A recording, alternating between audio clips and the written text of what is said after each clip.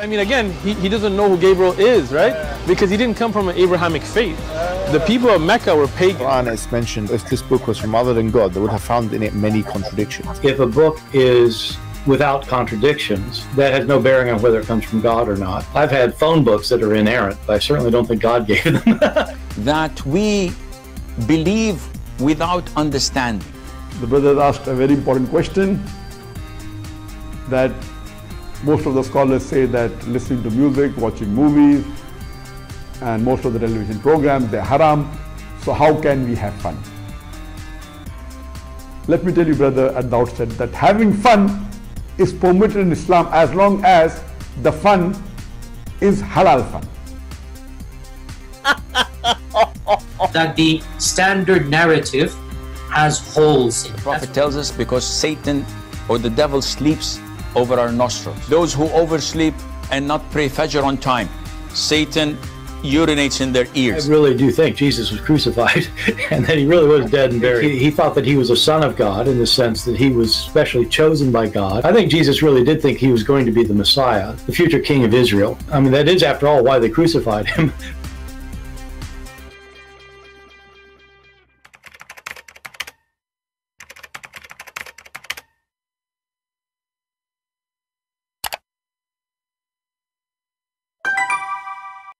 Hello everyone, and peace of Christ all of you. Please invite your friends and let us have some good time together.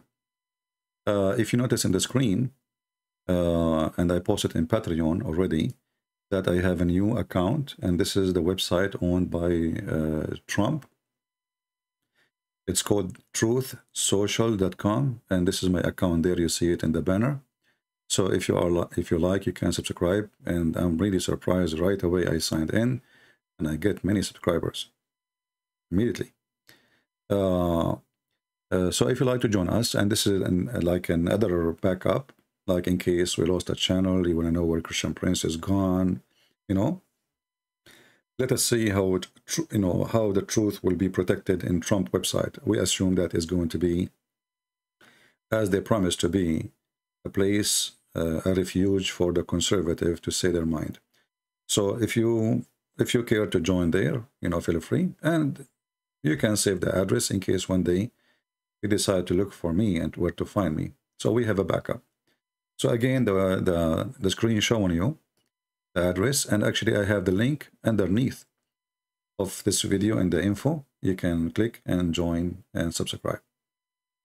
And we will use it like a Twitter, in case update and post things, and we will see.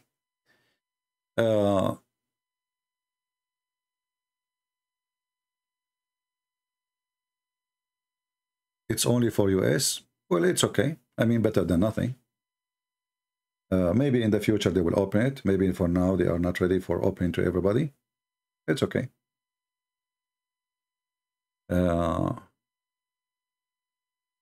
Yeah, maybe because you are not in the state, your access is denied. If you are in the state, just make a username and you can join. All right. And actually, if you have a contact with David Wood, tell him about it, what he will lose. He should have a backup plan in case he loses channel and people, they can communicate with him. So, unfair. Well, this is not my website, what I can do. Unfair. I don't know, try to use VPN. Maybe if you use VPN, you can log in. And maybe not, I don't know. Because I think they will ask you even for a phone number, So if you don't have a USA phone number, that will not work too, I think.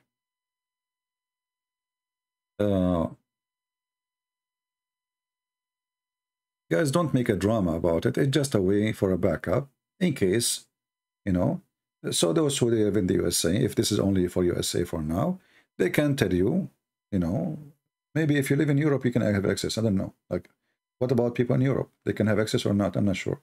Try. It's just a way of backup, nothing more, nothing less. Okay.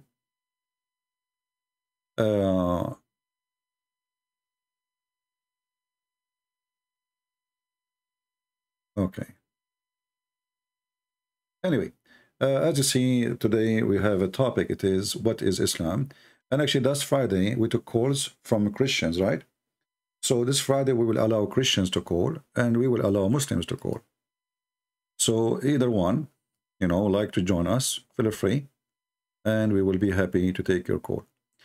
The question is, what is Islam? The second you ask a Muslim, what is Islam, he will start giving you things that have nothing to do really what Islam is about. Like as an example, what is Islam? They will say to you to worship one God. Like, what does that mean? I mean, what is Islam really? To worship one God. This is really what Islam is. So if I believe now in Allah, this is Islam? No. You have to believe in Muhammad. So when they try to present to us that Islam is about monotheism and worshiping one God, the truth, Islam is not about Allah, it's about Muhammad. Because if you believe in Allah, but you don't believe in Muhammad, you do not join Islam yet. So what the purpose of Islam is not really the God, the purpose of Islam is Muhammad. To be your own God. And I promise any Muslim to call us, to give him all the opportunity to answer us. Let me open my Skype and see if we can get ready any Muslim. He can explain to us why, if we don't believe in Muhammad, we are not Muslims. If the purpose is worshiping one God and his name is Allah, so if somebody says, okay, I believe in Allah, is he Muslim now? No, he's not. Let us see if we have any.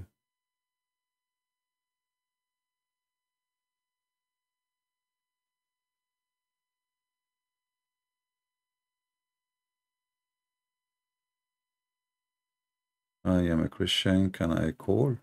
All right. But this is from yesterday, maybe, or the day before.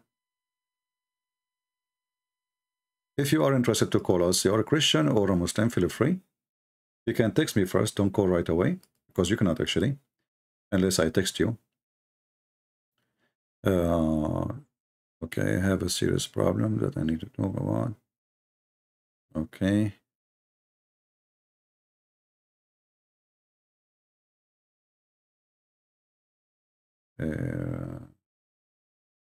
If we can talk one-to-one. Well, I don't know what does that mean. Okay.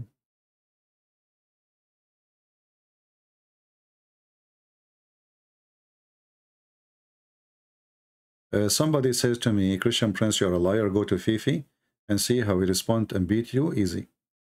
Well, you're Fifi and Mimi and Susu and don't dare to call me, and this is telling you, and they don't dare to let me call them. This is telling you who can beat who. That is a good one.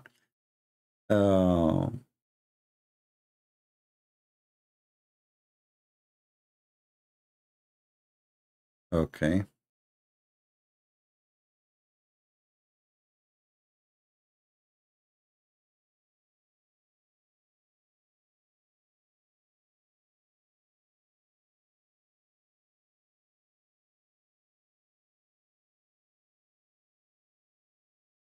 Let us see.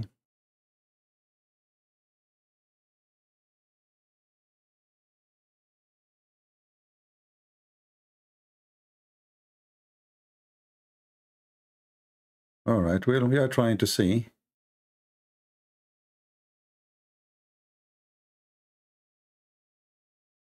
If we have something worth it.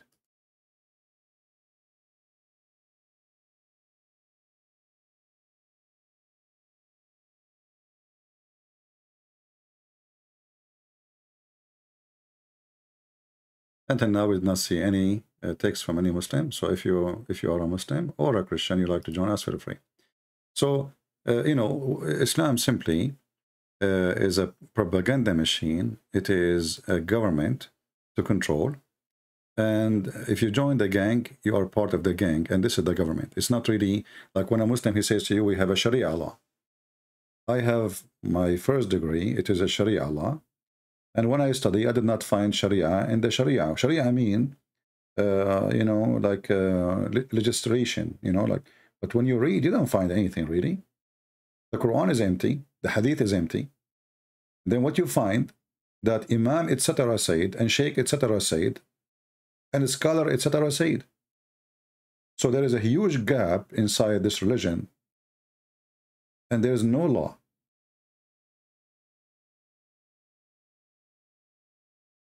Everything in this religion is not really coming from their God. You know, when a Muslim, he says to you, Islam is a complete system.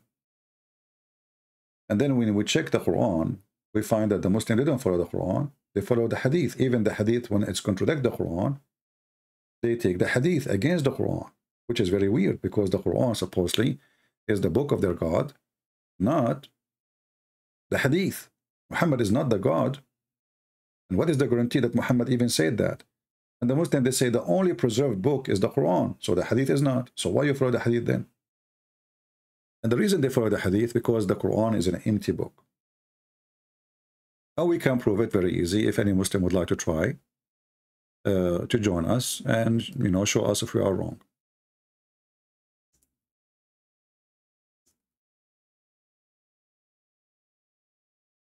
Any Muhammadan?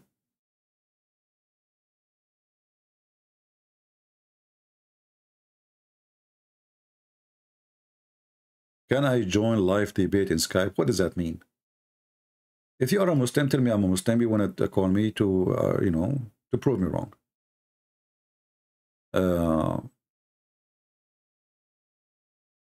Any Muhammadan would like to call us and tell us what Islam is? Let me do this, just to help you, to show you that Muslims themselves, they do not know really what is a religion.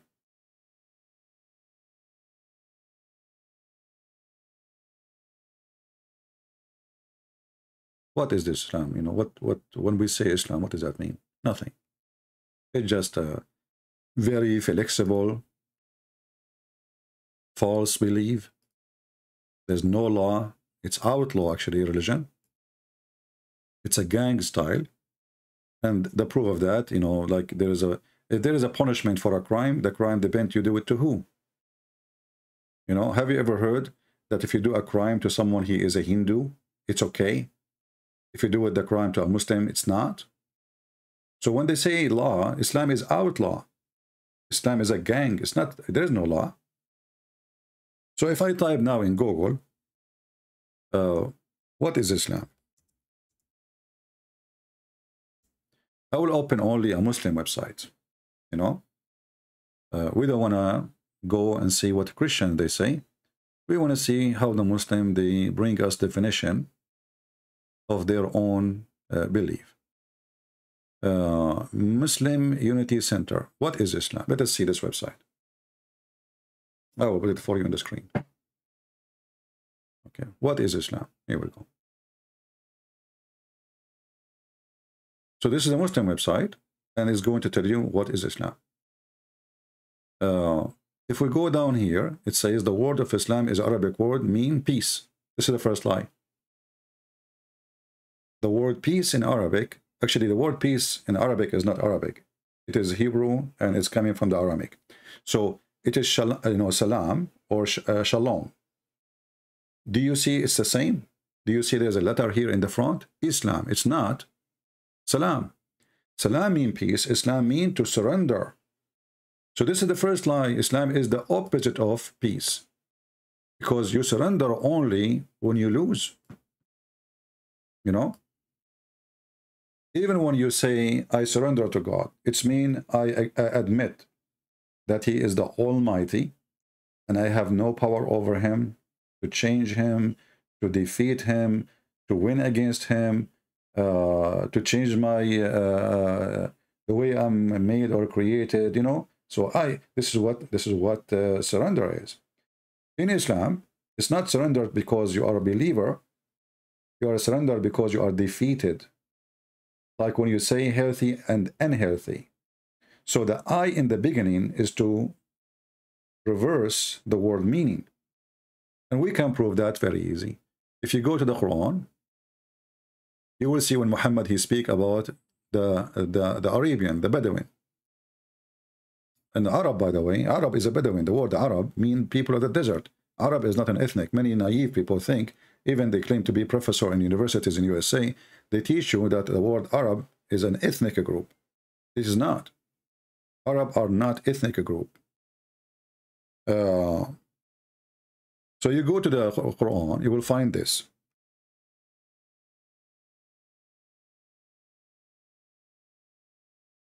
All those verses is about Arab, which mean the Arab, which mean the Bedouin. Even the Muslim translated as a Bedouin.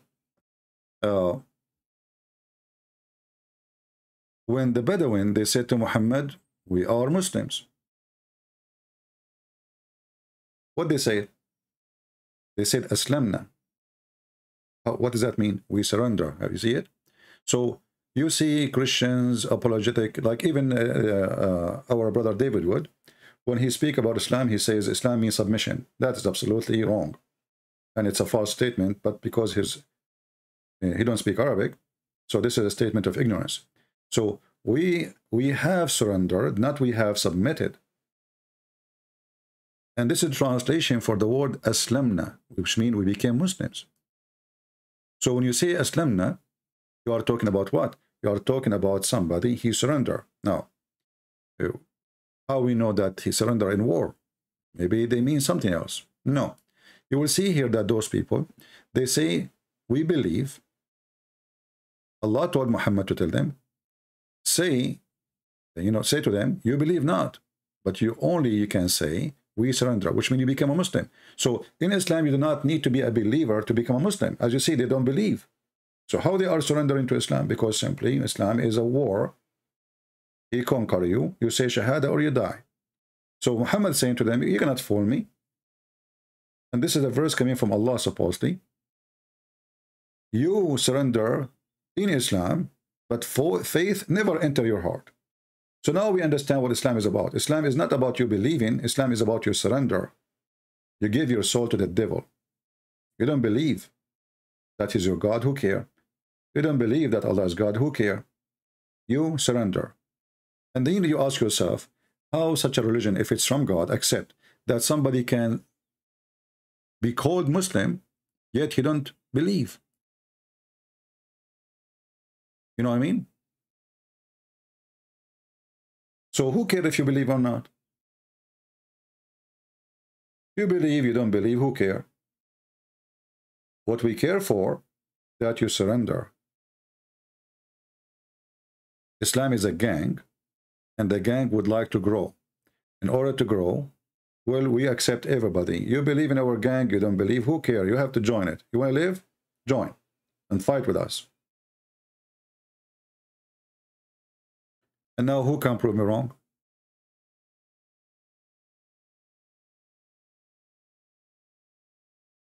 And in order to understand this verse more, you need to read another verse, chapter 48. The one we showed you is 49:14. If you read chapter 48, verse number 16, Muhammad, he'd been taught by Allah to say to the Bedouin, which means the Arab, who lagged behind when they don't want to join Islam, you shall be called to fight against people given blah, blah, blah, blah, blah, blah, blah. Okay, either you surrender or we will kill you. Do you see it? The word surrender here is that you become a Muslim. Do you see it? This is chapter 48, verse number 16. So if you surrender, we are coming to fight you, are coming to kill you. If you surrender to us, you are fine. Or we will kill you. Then they surrender, but they are not believers. If you obey Allah, which means obey Muhammad, okay, you are fine.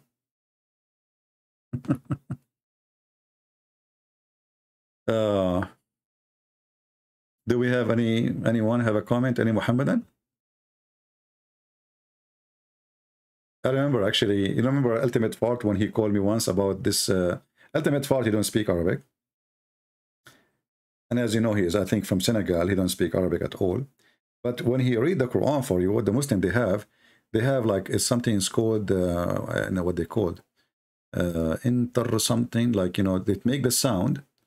Transliteration. I think, yeah, transliteration. So it helped the Muslims to read Arabic, but they are not reading Arabic. They will read this.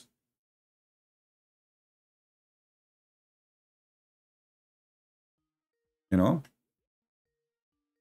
Okay, we have somebody he called before, I guess. Hello? Yes, my friend, you are live on air. Are you Muslim? All right. What do you think about what we are saying? I am saying that you are talking about Islam, that Islam is only surrenderity. It does not mean that you believe in Allah and His Messenger. But if you want to be a Muslim, you have to believe in Allah and also His Messenger, and also in books like Hereafter. So you cannot become a Muslim only you by. are telling me what you learn in the school, but we have the Quran in front of you is defeating everything you said. Does it say in the Quran? And I'm not. This is not even my translation. In chapter 49, verse number 14, that the Arab they say we believe. Allah said to them, don't say you believe, say we are Muslims. Say we are Muslims. So those are people who never believe in anything. You said to me, you have to believe, right? Just what you said. You have to believe in Allah, you have to believe in the Prophet, you have to believe in etc., etc., etc. And then we find the Quran saying, you have to believe in nothing. You have to surrender. Go ahead. But the Quran also says that you have to believe in Allah and His Messenger and also. Okay, in so his are you book. saying the Quran have contradiction? No, this is not contradiction. This is only one verse, so you cannot be. No problem. You cannot But this verse is against the other verse. You are saying to me, you have to believe in Allah. No. What you do not know does the contradiction mean? Contradiction means contradiction means that two verse which talks about opposite thing. But the Quran here it is talking about submission, but in other verse it's talking about the believing in Him and also in His I want you to Messenger. explain. Let us say, we got it wrong, and you are the smart person who knows everything. How he said to them, don't say we believe, don't say we believe, say we are Muslims, for faith never enter your heart. So he is allowing them, he is telling them, you can call yourself a Muslim, but don't say we believe.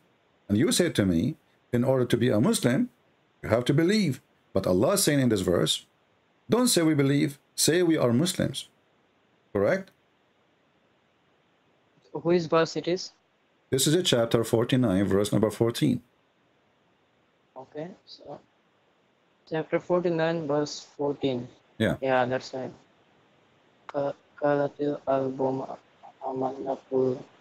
So it is talking about the Bedouin. So they said that we have believed and we have become Muslim, but it is talking about the submission. That's right, but this is not talking about the Islam or Muslim. My friend, are you listening? Are you listening? You cannot become when you. Are you listening? Are you listening? Okay. Yes, I'm listening. It says, say, don't say we believe, you believe not. Say we are Muslims. So Allah is telling us that a person who believe not and faith never enter his heart. He even make it clear. For faith has not yet entered your heart. So how they are saying they are Muslims, and why Allah is saying to them, you can say you are a Muslim, but faith never enter your heart. So how they become Muslims? So I have to see the commentators. What does this say? So look. You just said to me something very funny. You just said to me, I have to see the commentator in order to understand Islam. So when the Muslim they say to us, Islam is a perfect religion. Hold on. No, hold on. Let me make my comment. I will give you the time. So when the Muslim they say that the Quran is a perfect book of God and nobody can write book like this, and then you cannot even understand the verse in the Quran by listening to Allah, but you have to go and read the commentator. Are you finished? Yeah, I'm going. Go ahead. Yeah. So the Quran says that if you do not understand, then ask the person who knows. It is in the chapter 16, verse 43. In kuntum la ta'lamun. That if you do not know, hold on. What chapter? What chapter?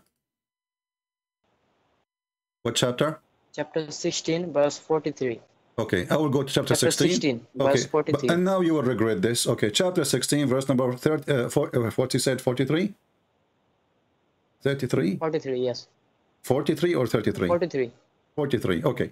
No, now, 43. If we put it for you on the screen, you will regret. Why? Well, you will see. You know, here we go. You said chapter 16, verse number 43, correct?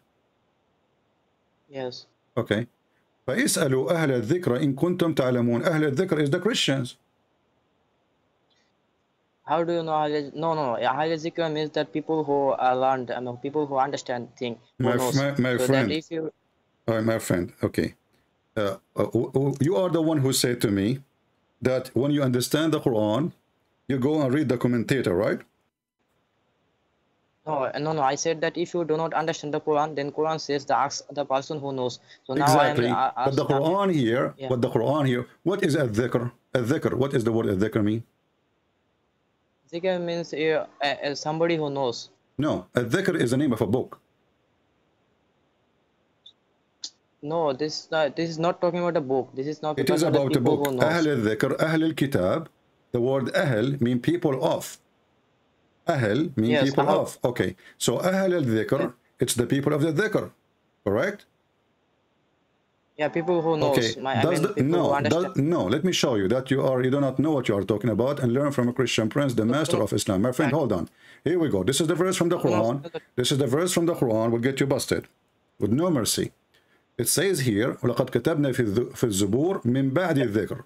So we wrote in the we wrote when we wrote the dhikr, you know, the dhikr is something. Huh? Yeah, give me the reference. Which chapter? Yeah, let me wait for you on the screen. Hold on, give me a second.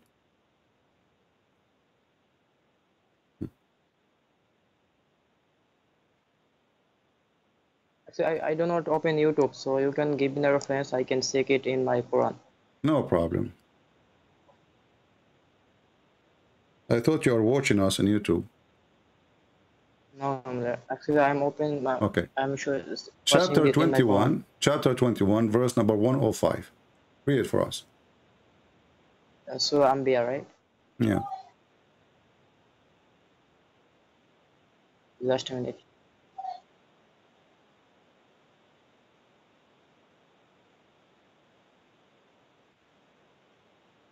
So it says that, and we have already written the book of, it is talking about the book of Psalms, I mean the Zabur, which was given to David after the previous mention that what is the previous mention? What is the previous mention? Yeah. What is the book? It's the book, the Zabur, which was given to okay. David. Zabur came after a dhikr, correct? After the mention that the land. No, read it. Here we go. This is a dhikr in the front of your eyes. وَلَقَدْ كَتَبْنَا فِي الزُّبُورِ مِنْ بَعْدِ الذِّكْرِ. So this is a book written after the book before it, which is a dhikr. So when you say to me, ask the people of the dhikr, you are talking about what? Even your Muslim says here, the Torah. Yeah, so now this is the dhikr. So the verse you gave me, is saying that if you want to understand Allah or understand the Quran, go ask Jack Shalom, a Jewish guy. Oh, it doesn't say Jewish guy. So it says that the people who have the book even before the book of Psalm. Correct? The book of Psalms, the Muslims had the book of Psalms. So book of Psalms. No, you don't have it. No, you don't have it. Yeah, we do not have it. But no problem. But it says go and ask the people of those, the people of what? The people of this book. Yeah. Okay. Yeah, so a dhikr is not the scholar of Islam, is the scholars of the Christians and the Jews. I understand that. So dhikr means that who are the people whom the book was given to them. So right. And you never been given a book. Your prophet, he was receiving verses one by one. So when you gave me this verse. Okay. So book of Psalms was also given to Muslims. So we can ask to Muslims. No. It's not given to Muslims. This is the lie. Can you prove it to me? Can you prove it to me? Yeah. Okay. Yes, I can. Give me a verse. Give me a verse from the book of Psalm in the Quran. The book of Psalms was given to David, and David was a Muslim. My friend, in order to say David was a Muslim, can you give me a verse from David in the Quran, which is the book of Psalm? You said the book of Psalm is given to David, right? Yes. Okay. So David was a Muslim. All right. David was a Muslim, but in the book of the Jews, they never mention even the word Allah, not even once. So how come Allah, he is the God of he is the God of David, and then David never said the word Allah. Because Allah is Arabic word, and David did not speak in Arabic. He speak in maybe. So Allah, he changed his name, depend in the language, correct? No, not since. Suppose it is changing in the language because No. David did you not just said David, he don't speak Arabic, which is very funny. As if you are a person who speak Arabic. Do you speak Arabic? I am not an Arab, but okay. So how come Allah did not give his name to David and he's a prophet and he gave it to you and you are not an Arab? So the excuse is David don't speak Arabic. This is why Allah did not give him the name Allah. Well, that is funny. I mean, this is the name of the God. This is the name of the God. Why Allah hiding his name from David? You don't want to tell him the real name? It's okay. So now we do not see the name of Allah because we do not have the real Psalms. Because if we had the real Psalms, okay, I will go with you because we don't have the real Psalms. So why you're a prophet? He swear in the book of the Jews and he say I accept it. And why the Quran says confirming what is with them? Let us go to the Quran. Yes. Because you are saying now, you are saying to me that the book they have with them is not a true book, right? Yes. Okay. Chapter 2, verse number 89 says that the Quran confirm what is with them. Yes. Okay. So what? So confirming means that if you read the Quran, then you can understand the previous books. So Quran. No. Read carefully. Don't make things up. Are you a kid? How old are you? I am 20. You are 20. Okay, today I will make you 30. Listen, it says, and when there come to them, to the Jews, a book. This is the Muslim translation, not my translation. A book, between two brackets, the Quran, from Allah, confirming what is with them, between two brackets, the Torah. And then, and the Injil, right. And the Injil and the Gospel. So the Quran confirmed that our book in the time of Muhammad never changed. So why Muslims they lie and they say it's changed when the Quran says it's confirming? Actually, the word in Arabic, musaddiqun, does not mean confirm only. It means believing. No. Musaddiq also it is means Abu Bakr as-Siddiq. What does that mean? Abu Bakr the believer. Don't lie. You can go to the dictionary. Musaddiq mean believer. Yeah, it can also mean confirming. Yeah, it depends. Yeah. So look here what happened. You says to me that we don't have the original book of David, but the Quran saying to the Jews, all the book you have, all the books, even including the Injil, is believed in, it is trustworthy, it is from God, and whoever says that, he's a liar. Let me explain to that. Okay. So now Quran is saying that Quran is the confirmation of the book of Psalms or Injil and the Torah. So if those books were in right form, then you do not need to confirm that because they are not in the correct form. That's why Quran came to confirm that. So I don't understand the word. I don't understand a word of what you are saying. You are running like a kid from a corner to a corner. How you can confirm a book if the book is not true? He is talking to them in his time. The Jews in front of him. It says, "Musaddiqan lima ma'ahum." Not it was with them. What they have with them now. Lima ma'ahum. Yeah, that's right. Yes, that's right. So now, why do you need to confirm that? Because if those books were in right forms, that you do not need to confirm that because it was not in right form. That's why Quran came to confirm that. So it is not because they are not correct. The Quran confirm it's correct. Yes. So if you read the Quran, you can understand the gospel. Hold on. If the Bible is not correct, the Quran says it's correct, and you are saying to me because they are not correct, these verses exist. Oh, okay. Quran doesn't say the Bible is correct. Quran never said the Quran. It's in front of you. It says believing in what is between their hands. Between their hands. I can show you even more verses, huh? It is confirming. Yeah. Confirming what? What is confirming? Confirming what is with them, right? What is with them? Is the Torah and the Gospel. That's right. So if okay, so confirming what is with them. So do they have corrupt book and you are confirming it with them, or they have a correct book and you are confirming it because it's true book? That's right. So, okay, let me explain that to you. If you read the Quran, then you are confirming the books of Jesus and David. So if those books were not in correct form, that's why Quran came to confirm that. So that is the most funny answer ever. I mean, my friend, you do not need to say the book with you is true, and this is why the Quran came. That is stupid. We do not need your book.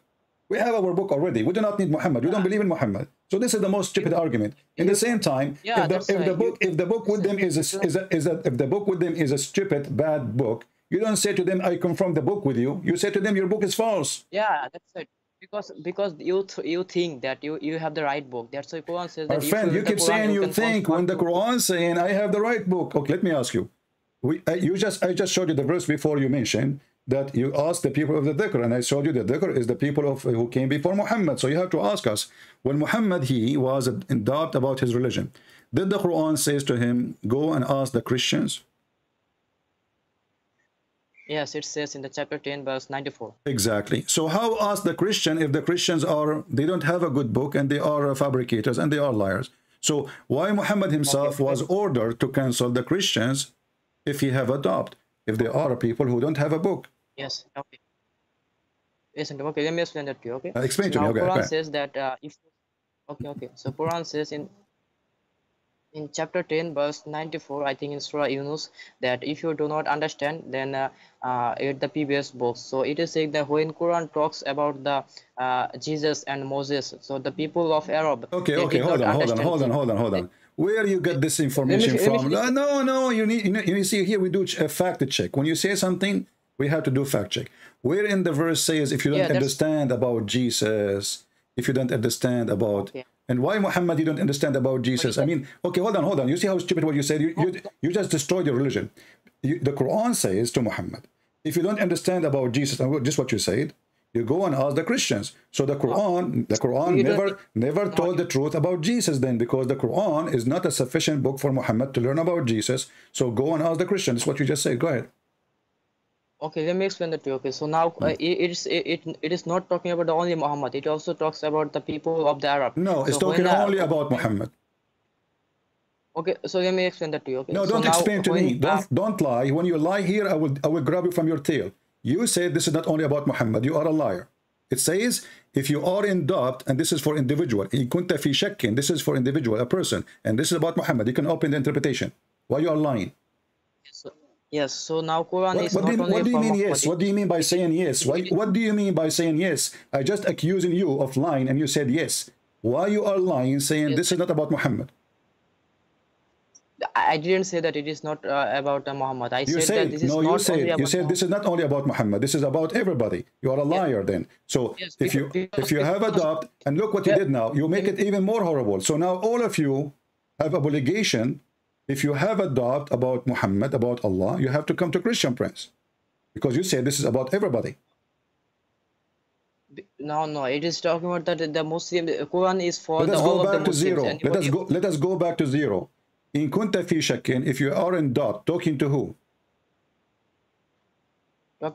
If you are in doubt, ask the person who knows, who is knowledgeable. This is not the question. You're talking to who? When it says the Quran, if you are in doubt, talking to who? To Muhammad, to you, to everybody, to who? To who? Yes, Allah is talking to Muhammad. Okay, why you said to me this is not only for Muhammad then? Okay, so now because Quran was not only for Muhammad. This is stupid of you to say, because this verse was given to Muhammad, asking Muhammad himself, not asking you. Yes. So why you lie and say this is for everybody? Yes. So now when Quran what do you mean by that, saying yes, my friend? You are talking to Christian Prince. You don't say yes, you have to explain why you say this is for everybody when it's for Muhammad. Okay, so let me explain that to you. Okay, so now don't explain. You just answered already. You said this is only for Muhammad. But before, after I got you busted, no, you just said that. You said this verse was given only to Muhammad. Let us go back to zero. Here we go. You see how many times you got yourself busted in less than 60 seconds? Let us go back to zero. This verse, if you are in doubt about what is revealed to you, was Allah talking to who specifically? Yeah. Yeah. To who? Muhammad, peace be upon him. To Muhammad. Meant to be followed by. Okay. Yes. So who is the one? Okay. So why you said to me this verse is for everybody? Yes, because the Quran is not only for Muhammad. It is my friend. This is a stupid for you. The Quran is not for only for Muhammad. No, this verse is for Muhammad only. Because the one who have a doubt was only Muhammad. Okay, so now if you when you see that in the Quran that Allah is talking to Muhammad, so this is an example that everyone should follow like this. So this is not only about if you you can all, so that when Prophet Muhammad he talks about Okay, Moses and Jesus, let us make it simple. Let us make it simple. Let us make it simple. When Muhammad was in doubt about his belief, how he can be a prophet, and he himself, he don't believe he's a prophet? No, you are changing the topic now. No, we are not changing the topic. This is the same topic, because this is the one here says he have a doubt about his belief. Who is that? Muhammad. And you agree this is for Muhammad. Okay. And Muhammad who have a doubt about his belief, that means he have a doubt about him being a prophet. It says clearly in what is revealed to you. So Muhammad himself, he don't believe in what is revealed to him, correct? Because he did not expect that, because the Prophet Muhammad in his before he understand that he is going to be a prophet, he did not know that. So when this verse was revealed to him, the Allah is saying that if you have any problem, if you are in doubt, you can ask the person before you. So because they know that this Jesus and Moses, this is people also knew about this. So okay, this Allah is I'm going to ask you a very simple question. You said because Muhammad now is not sure, he wasn't expected to be prophet, and suddenly he was high. What? You said that already. Did not going to be a. Huh? Yeah, I said that Muhammad did not know that he is going to be a prophet. Okay, but Muhammad, this chapter Yunus, is given to Muhammad a few days after he became prophet, or given to him more than 10 years after he became prophet? This is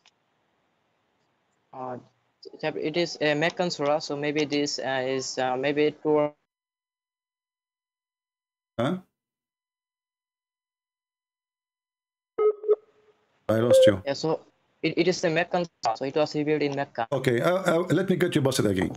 So here, this is your website. It says that the chapter of Yunus is a chapter number 51, and in the exception of. No, chapter Yunus is chapter. Wait. 10. This is chapter 10. No. The real revelation according to Muslims is number 51, not 10. Today it's number 10. But in the real Quran, which is given to Muhammad supposedly, is number 51. And I'm showing you Islamic website. And look what it says here. Except the following verses, which mean Muhammad changing location of verses. Except verse number 40, 94. Bingo. So now we have 94 is given to Muhammad in the Medina. Correct? Yeah, it is. So because the. Okay, so now Muhammad already he is a prophet. Muhammad already now he is a prophet for a long period. Why he suspect that he is a prophet? What's the problem? I did not hear you. What?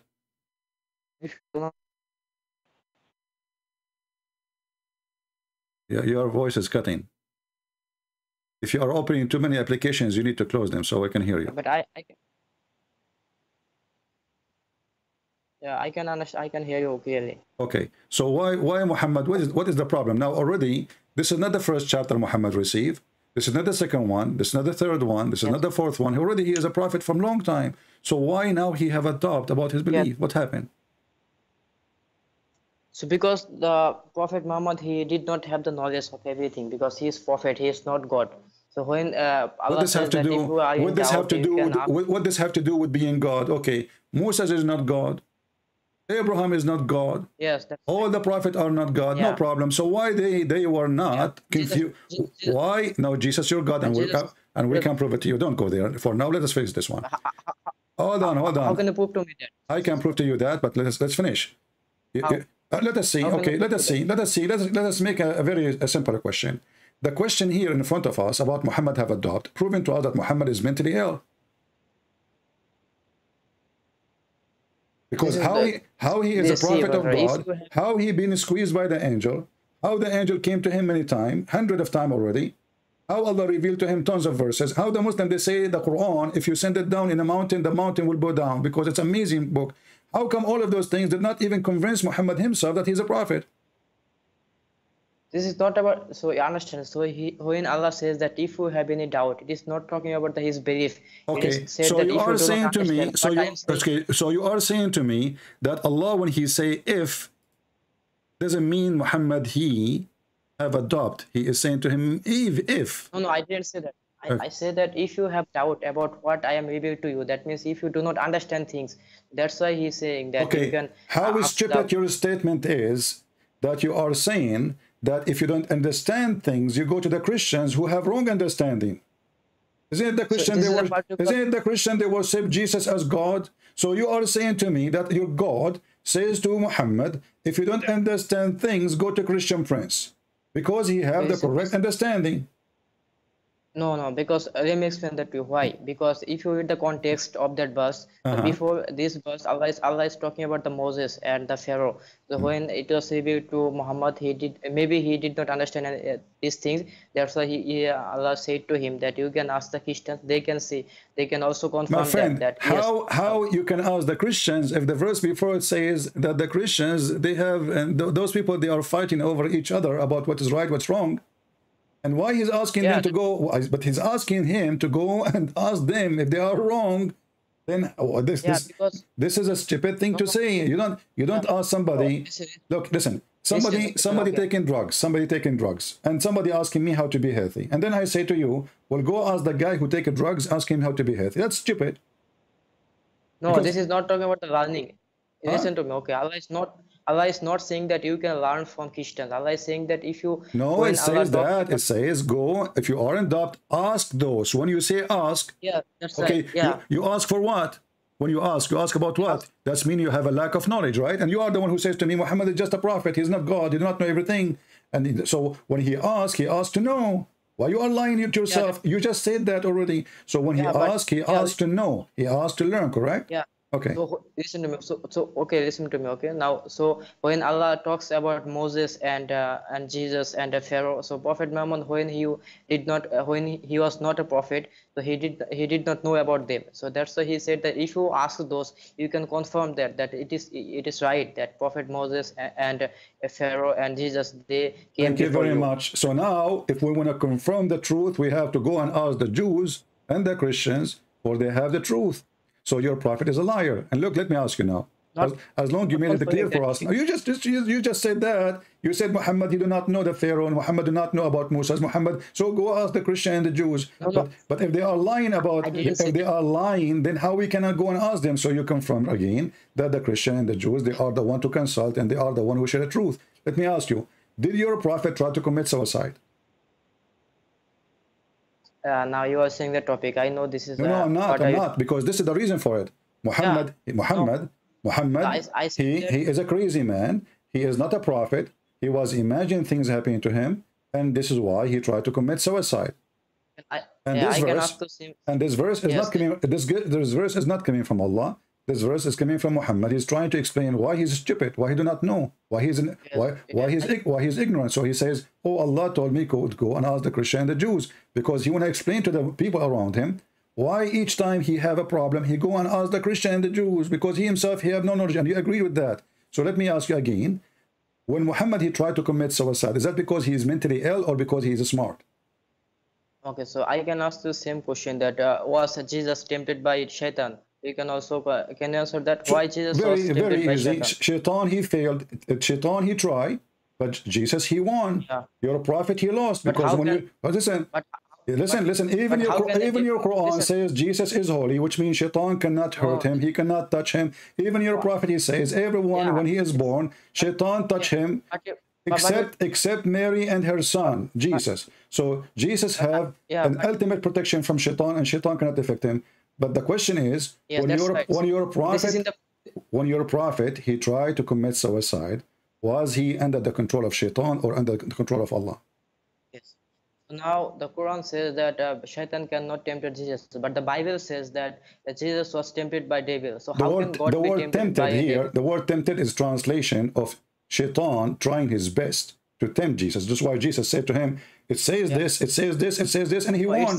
He did not obey Shaitan in anything. So the word temptation here, my friend, is Shaitan trying. So don't lie to yourself. Okay, in that chapter, does it say anywhere that Jesus he obeyed Shaitan? No, it says that Jesus So was you are tempted by God. lying. It As long clearly he did says not that obey Jesus was tempted Shaitan, by- because Shaitan, he say things to him. That's all. Shaitan, he says, I will give you this. I will do that to you. I will make you this. If you are the Son of God, throw yourself. So Jesus, he refuted him. So this is what it says, tempted. Tempted here, he did not success. He was trying. In the case of your prophet, was Shaitan successful? Oh, what? Was Shaitan successful to convince your prophet to commit suicide, or Allah was successful? That's not the point, because it says that Matthew 14, it says that Jesus was tempted by Shaitan. Yeah, It but you will doesn't say see that he there, the followed or word not. tempted This is there, not the point. word I just explained to you, and you are being a kid again. Tempted there, he did not succeed. He tried. He offered me things. Shaitan, he offered me now. If Yeah. you convert to Islam, I will give you, listen, Shaitan, he can offer me. If I convert to Islam, he will make my endless penis. As Muhammad promised me, I will have endless penis. But I laugh at Shaitan and say, are you stupid? Yeah. I don't believe in such a garbage. So Shaitan, this is how he tempted me. But he failed because his temptation did not work on me. So in the Bible, it says clearly that Jesus, he did not commit sin, and Shaitan could not have any effect in Jesus. In the Quran, and you are someone who said that in the Quran, Jesus never can be tempted, but the Quran says that Muhammad can be tempted, correct? Yeah, that's right. That's in the Quran. Okay, so why, No, I will Quran go with you doesn't now. say I will that. go with you Muhammad now. So why Muhammad can be tempted and he can commit sin, but we cannot make Jesus commit sin? Listen to me. So Jesus, this is not the point that Jesus was followed, but how can God be tempted? This is the point. So you are saying Well, you okay, are a man, but Jesus, I will go with you. I will go with you. I will go with you. How God can be tempted? But did Jesus tempt you, idiot? Did he commit sin? Yes. Did he commit sin? No, that's not the point. So no, this is the But it point. This is says- the point. This is the translation of the trial. It's a trial. This is what tempted mean. Translation for the word trial. So Shaitan, he tried Jesus. The same as Shaitan, he tried your God. When Allah, he ordered everybody to bow down, Shaitan, he refused. This is a trial. He's trying to intimidate the God. He says to him, I'm not going to bow down. This is the temptation. This is the trial. I'm going to stand against you. I'm not going to obey you. What you can do about it. Is that true? Yes. So how can devil tempt God? This is the point. How come what? How can devil tempt God? He cannot. So but the Bible says that Jesus was This is tempted the by trial. God. He tried, but God, he was God. Jesus, No, it doesn't. Don't be stupid. I just answered you. You want to accept? You don't accept. People are laughing at you. I answered you. Now I'm asking you. When Allah, when Allah prophet, shut up. When Allah prophet, he wanted to commit suicide. Was he tempted by the devil or tempted by Allah? So now you are changing the topics. The Bible says No, that I'm not changing the Jesus topic. was I answered you about that one, and I showed you, and I challenged you, and you agree that Jesus never commits sin. Okay, let us go to zero. In the Bible, in that chapter, did Jesus commit sin? But yeah, that's not the point. He commits This sin or not. That's is not the point. This is The the point. Because the person who don't commit sin, he must be God, or every human being, he commits sin. Do we agree? Yeah. Okay. Yes, so but Jesus, did Jesus commit sin? Yes or no? In the Bible, yes, but in the Quran, no. Nowhere in the Bible it says Jesus commits sin and you are a fraud. Yeah. Give me the verse. Yes. Give me the verse. He did. Matthew 15:25. This doesn't say he commits sin. You're stupid. It says the Shaitan trying to tempt him. No. This is not about Shaitan. He commits sin with the Samaritan woman. How he commits sin? Go ahead. Okay, read that verse for me. Matthew 15:24. You read it. Go ahead. Okay. So now a Samaritan woman But came to Jesus before we start, yeah. if you fail to prove that Jesus commits sin, do you agree? According to the Bible. No. Do you agree? Okay. Do you agree to say that I'm a liar like my prophet? No. Why? Why not? Why not? No. Are you saying the truth to us now? Or are you saying the truth, or you're a liar? Yeah, because according to the Bible, yes. Don't tell me according to the Bible. This is what I'm talking now. According to the Bible, if we go now and we'll read the verses, you said Matthew, right? Yes, Matthew 15:25. Okay, so if we go now to Matthew 15:25, and we did not see that Jesus commit any sin, are you going to agree, announce yourself as a liar? But so first we can understand that, but then we can. No. I want you to promise me. If nowhere in that verse says that Jesus commits sin, do you promise me as a man? I didn't. I'm going to prove that he commits sins. No according to the problem. Bible. So Before we start to prove it, do you promise me, if we find that the verse doesn't say what you are saying, okay. do you promise me a promise of a man? Okay. Do you promise me listen, do you promise me a promise of a man that you have to admit that you were lying? I'm not going to ask you to insult your prophet. I'm going to ask you, do you promise me as a man to say I was lying about Jesus? Yeah, listen to me. So if I ask, I will ask a question. If you can answer that, I will promise that. No, don't change the topic. You say it in Matthew chapter 15, verse number 25. Jesus commits sin. It seems he commits sins, but it doesn't say where that it says, where it says, okay, you know what? I will give you a chance to make the promise that you are a man and you are not lying. Can you promise me that you are not lying? And you promise me, so if we get you busted and we go to the verse and we read it, and the verse doesn't say a single word of what you are saying, do you promise me to agree that you are a Muslim and by profession you are a liar? What I understood, you are afraid of your Bible. That's why you are trying. The one is afraid is you dummy. Okay, read the verse for us so everybody will laugh at you. Go ahead. Okay. So now Matthew 15, I am reading from chapter 23. That chapter 15, verse 23. When 20 what? I thought you said 25. Matthew 15, 22. 22. Oh, okay, 22. Go ahead. Yeah. So I am going to read from chapter verse 22 to 27. So there, according to the Bible, he committed. Don't waste my time. Okay, just tell me. Tell me what is the sin. Go ahead. Okay, so now when she came to Jesus to heal her son. So Jesus said that I am sent only for the lost sheep of Israel. So when and the woman came and knelt before him. Lord, help me. She said. Jesus replied that it is not right to take the children's bread and toss it to the dogs. So according to Jesus, the Gentiles are the dogs. So this is called racism. So Jesus was racist. Okay, are you done? Are you done? Are you done? Are you done? Yes, I am. So I want you to promise that the one who used the term of animals to describe somebody is racism, correct? Because if I told Shut you up. that you I want you to promise. I want you to say the one you say this is racism. The one you describe people as animals, he is doing racism. Do you agree?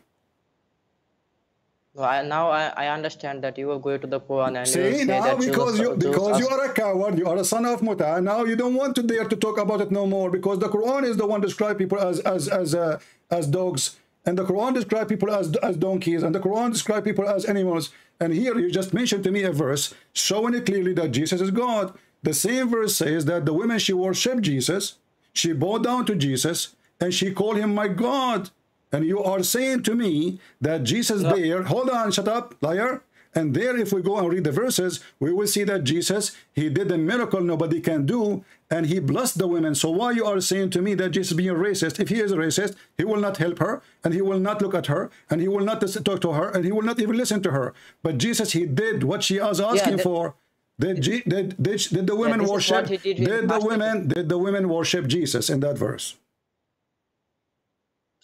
No, this is not doesn't say. She said to him, "Have mercy on me, my Lord."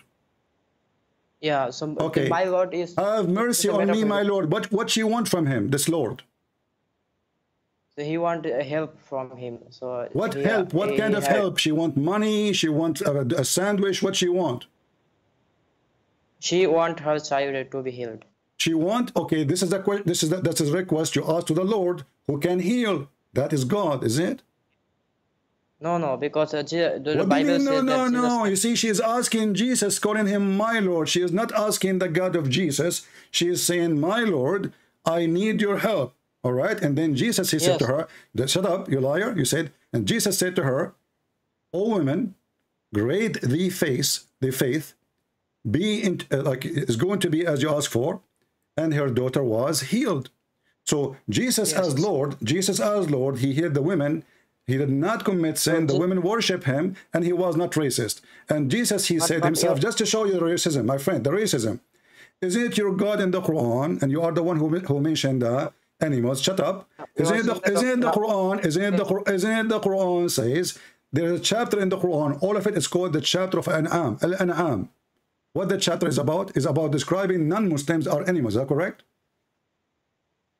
Okay, listen to me now. Okay. Shut up, shut up, shut up. Yes or no? Yes or no? Does the Quran say that non-Muslims are animals? Where does it say in the Quran? You are the one who said to me, I know you are going to talk about the Quran. And now you are saying to me you do not know where in the Quran? No, I said that you show me from the Quran where Allah says that non-Muslims are animals. Chapter 7, verse 179, and chapter 25, verse number 44.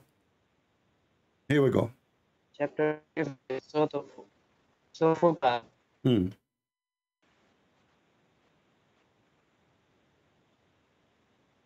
Chapter 25, 44.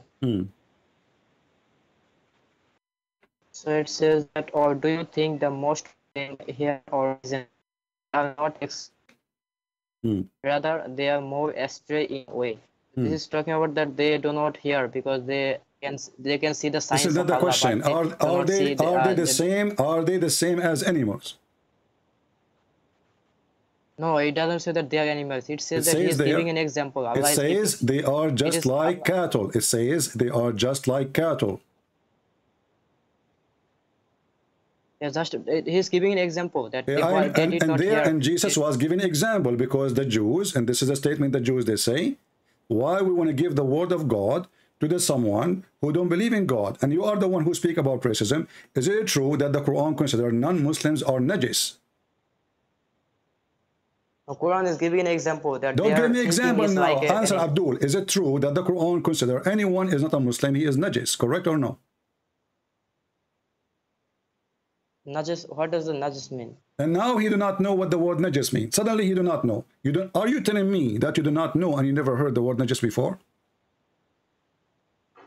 No, I think I do. I think I know. You are like a duck now. So explain to me why the Quran saying the one who is not a Muslim is a najis, and what najis mean? Don't tell me I never heard of it. People are laughing at you.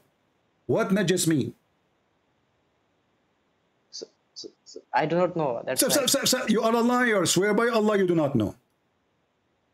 Yes, I do not know. Swear by Allah. Swear by Allah. Yes. Yes. You swear by Allah you do not know?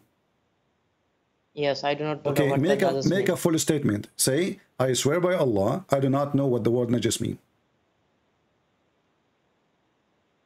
Why should I say that? Because see, you are lying, then you are doing taqiyya. You are not going to swear. A second ago you said I swear. But now you don't want to give a false sentence because in your heart, the Quran allows you to take an oath, false oath. What's the problem? You can't even take a false oath because you are following shaitan. Isn't it the Quran says that Allah will not take you accountable for your false oath? The Quran says that. So take a false oath, no problem. I'm asking you for the last time.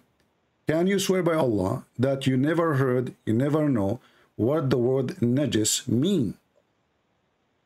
I'm not going to say that because why not? You said already you never heard of it before. Already you said that. You coward liar. Because already, I do not. Already you said. Already everybody heard you.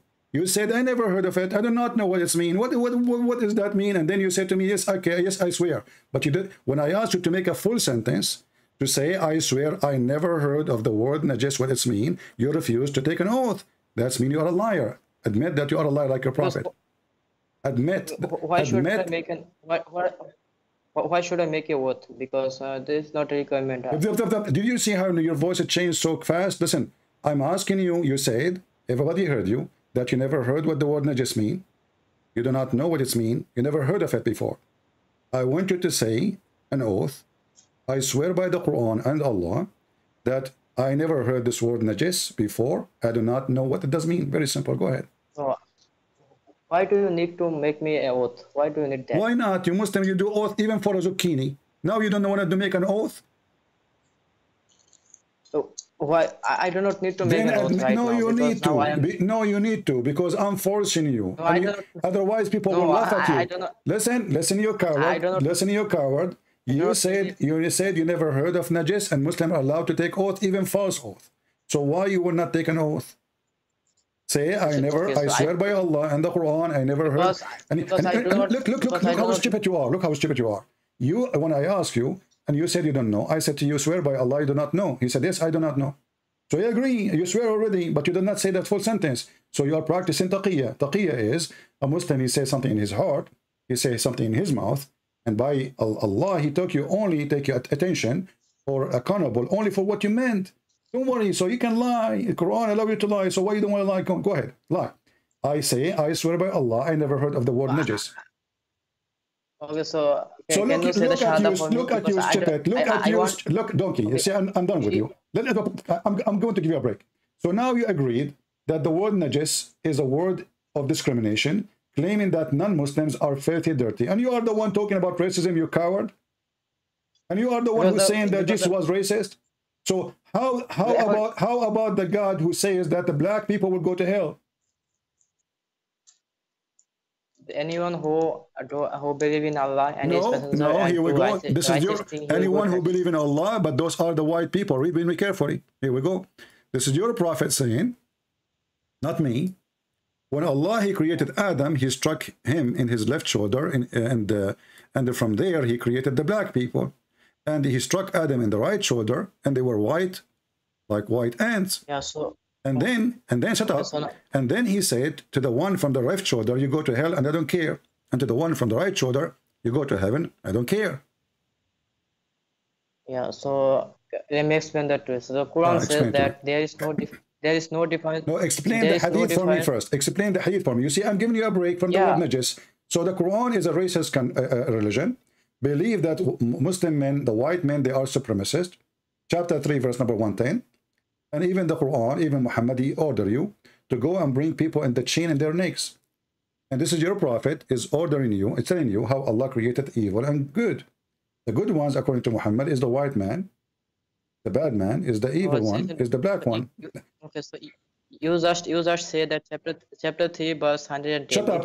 We will go there. We will go there after we read this hadith. You are trying to skip this hadith. We will go there.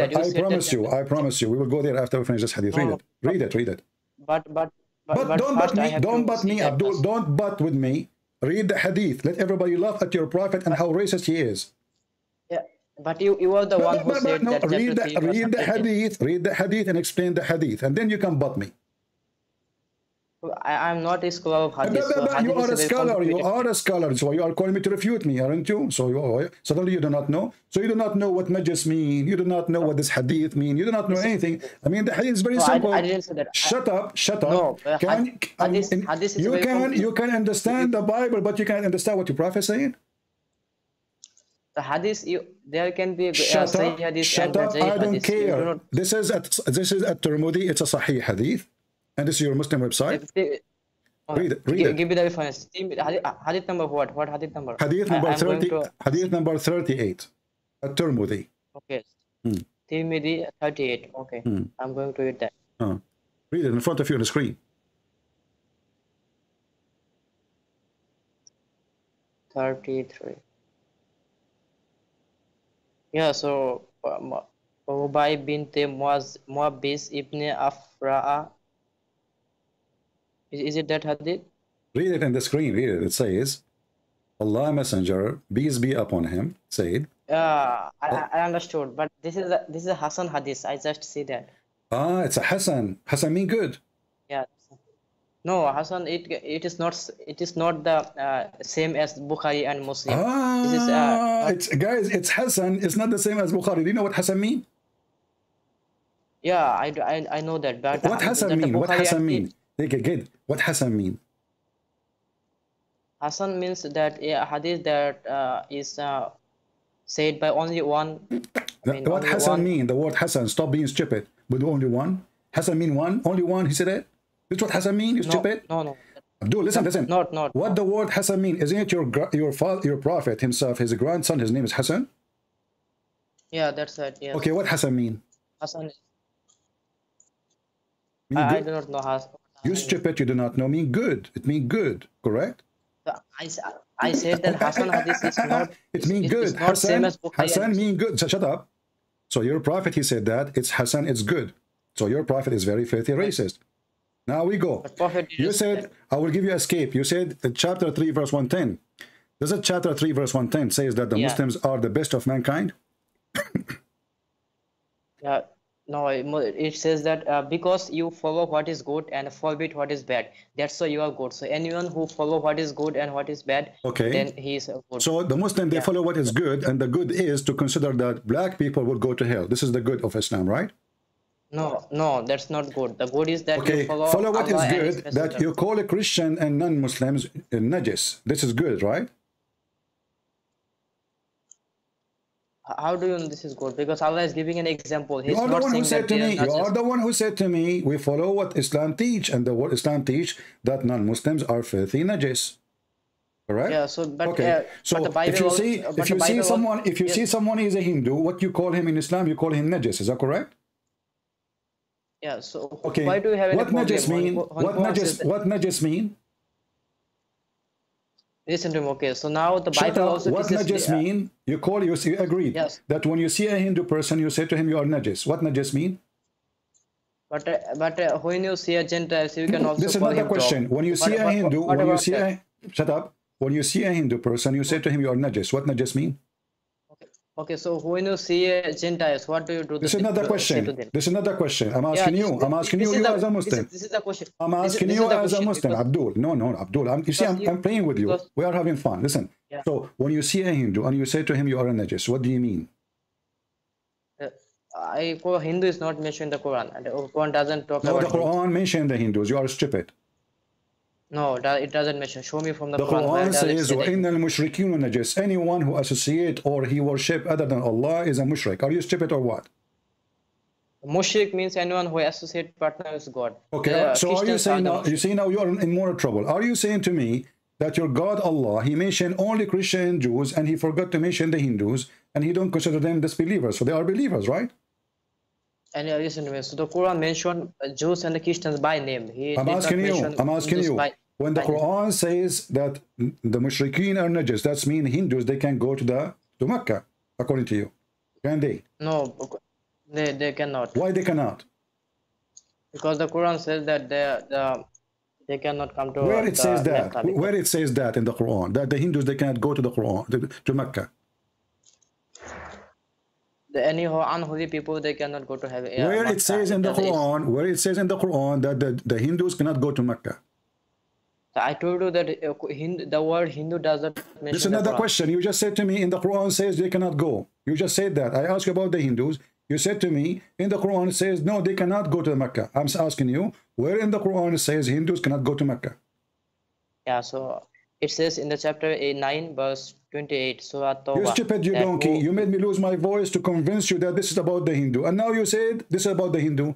So you refused me before to say this is about the Hindu. And now you are the one who chose to me the same verse we are talking about to prove this is about the Hindus. Are you donkey or what? So I said that the word Hindu is not mentioned in the Quran. Stupid, but, no. I said to you that the Quran says those who don't believe in the mushrikeen, they are including the Hindu. You said no, only the Christian and the Jews. No, I didn't say that. I said that the Abdul, word Hindu but is you are not a mentioned in the potato Quran. and we are laughing. But anyway, I will continue because we need fun. So listen carefully. I will go back to zero. When your prophet, he tried to commit suicide, did he try to commit suicide No. because he's mental or because he's smart? Or he was, No, you are against it. he was controlled by shaitan? You are against changing the topic. So I No, said no, that I am chapter not the 3 one who verse- changed the topic. It's you who changed the topic. You went to the Bible, I went No, with you. You went to the Bible, I went with you, and we got you busted. And now I'm asking you. But you always. I'm asking but you. you always jump. And you agree. always jump from the Bible to the Quran. And you agree that the Quran says clearly that Jesus is holy and Muhammad is a sinner. Correct? No, Quran doesn't say Muhammad is sinner. Doesn't say Muhammad is a sinner. Are you sure? Yes, Quran doesn't say Muhammad is a sinner. Okay. If I show you that, what you will do? I said that I read a verse where it says that Muhammad was told to repent. Muhammad, but it doesn't say that he. Allah, he was asked a sinner. Muhammad to repent. That means he's a sinner. No, because it doesn't mean that you should. Because Prophet Muhammad commanded that My friend, you everyone are should stupid. repent. If you are stupid, you ask a person to repent only when you do commit sin. You are a donkey. Chapter 48. Read this verse for me. Go ahead. Chapter 48, verse number 2. I'm done with kids. I have already read that. Because Okay. So it says what? It says, you said to me, Allah, he told Muhammad to repent. The verse says, may Allah forgive your sin. Allah may forgive for you what preceded of your sin and what will follow, and complete his so did favor, Muhammad favor commit, upon you. did Muhammad commit sin? The Quran doesn't say that he committed sin, but So Allah, he repented is because Allah making a false statement then? He accusing Muhammad of committing sin, but Muhammad never commits sin. Muhammad never committed major sin, but Prophet can make He did minor not commit sins. major sin. If there's a major sin and low sin and high sin, sin is sin. Yeah, but so let me repeat the question again, Potato. Did Muhammad commit sin? The Quran doesn't say that he committed any kind of sin. It says in front of you. It says, "May Allah forgive your sin." Well, it says that you have to repent it. So anyone who can where it says it repented, where it says he is repented, where it says that. So it says that that Allah may forgive for you. Okay, hold on. Did you say that it says may Allah? Who is the one is talking? Allah is talking to who? Asking who? Who is saying may Allah? Allah is saying to Prophet Muhammad. Allah is saying to Muhammad, may Allah. So Allah is not the one who forgive Muhammad. There's different Allah. How many Allah you have? No. If I am Allah and I am saying may Allah forgive you, that's mean I am not Allah.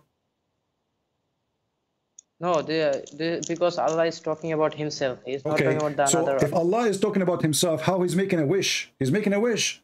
He is not even sure. He says, may Allah, maybe. So may Allah, it's a request, it's supplication, it's a prayer. Allah praying to who? Are you saying that this is not Allah? Is this your question? Why you are playing dumb now? I'm asking you. Let me repeat the question again. I will say it slowly. If the one is talking is Allah, why Allah saying may Allah? May is a possibility. It's a supplication. It's a prayer. May Allah forgive you. Like now, you say to your brother, you say to him, may Allah forgive you, brother, because you are not the one who can forgive. You ask Allah, correct? So now here it says, yes, may Allah forgive you. So the one is talking, you Muslim, you claim that this is God. So God is asking, this God is asking other God to forgive Muhammad, correct?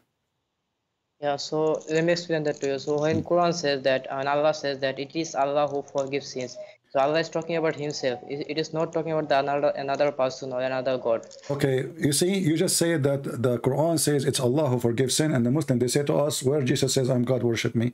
Isn't it the Bible says 1,000 times that Jesus forgives sin? You stupid. Secondly, as long as Allah shut up. No, you're lying. You're lying. Jesus listen. didn't forgive sin. No, he forgives sin. We can show you tons of verses, and you are stupid. Look, show me from there. I will show you. Just one verse. I will show you. Give me one. I will show you after we finish this one. I promise you. I promise. Give you one. Shut up. I will show you. I will show you many, not only one. So now, when Allah he says, shut up. When Allah he says, may Allah forgive sin. That is a wish from someone to someone else. No, he's talking about himself. It is so that Allah may forgive you what you preceded of your sin. So it is not talking about another God. He is talking about himself. How you know that he is not talking about other God when the verse says it clearly? May Allah forgive your sin. If Allah is Allah all-knowing? Yes. Okay, if Allah is all-knowing, then he should know if he forgives sin of Muhammad or not. Yes. So what the word may stand for? May is it is a kind of dua, like may Allah forgive your sin, may Allah bless you. So it is talking about that when you recite verse of the Quran, you should ask Allah to may Allah forgive you, may Allah bless you. This okay, is why Allah but this is not. But this is Allah speaking. Supposedly, if Allah is the one is talking, how he say may Allah? Yes, I know why he did say that. I can answer that very clearly. What? Yes, I can answer that. Well, I'm waiting for you all this time. I'm putting the question. You say I can answer that. Okay, go ahead. Okay. Yeah. Okay. So if I can, I will give you an answer. I think this is a very good answer. I hope you will like it. I will love it. I will love it for sure. Okay, go ahead. Oh yeah. Okay, when you will not regret it. Okay. I am not educated. Okay, yeah. Yeah, so when the Bible says, chapter 3, verse 16, For God so loved the world. No, don't change. We can go to the Bible after. We can go to the Bible. You are trying to escape, Abdul. You are trying to escape. We know the game. No. Listen, I promise you. We will go to the Bible as much as you want, but finish this verse first. Yes. I swear by Allah. Finish the verse first. How Allah He saying, may God forgive you. Yeah, so I swear by Allah that I will not change the topic. I am stick to the topic. Okay, you can start with the Quran and then give me the verse in the Bible, no problem. Yeah, this verse is talking about himself. I mean, it is very where is talking about himself? I'm saying to you, the God of Allah. Yes, that's right. That's right. The God. Okay, you are the one who says to me, who forgets the one who forgives sin is only Allah, correct? Yes, I'll go to that. No problem. First, I have to answer this question. Just wait. So when Allah He say may forgive, is that a wish or a granted? Allah is talking about Himself, that Allah forgives sins. Okay, hold on. No. Here it doesn't say He forgives sin. It says may Allah forgive you. Do Allah knew the future that He will forgive or not? See, but on the Quran is, when Allah says that it was also meant to recite it. So when we recite it, we say that may Allah forgive sins, may Allah bless. That's why Allah mentioned, so that we can make supplication to Him. That's why He. So who is the one making supplication, Allah or Muhammad? So Allah is talking about Himself. We will make supplication. This is why the Quran is. No. We make supplication. You see, the one is making the supplication here. What those words is said by who? Allah. Okay, Allah. So when you say the Quran teaches us to make supplication, this is a stupid statement because this has nothing to do with the question. The one here is making supplication is Allah Himself. Okay, so now I have a question. I have an answer for you, but you do not let me finish. I need only 30 seconds. If you let me finish my friend, I will give you 30 minutes. Don't change the topic. Yeah, 30 seconds. We will stay until tomorrow. The one is talking there is Allah, correct? Yes. The one who used the word may is Allah, correct? Yes. Okay. Why Allah is not sure if the sin of Muhammad will be forgiven or not?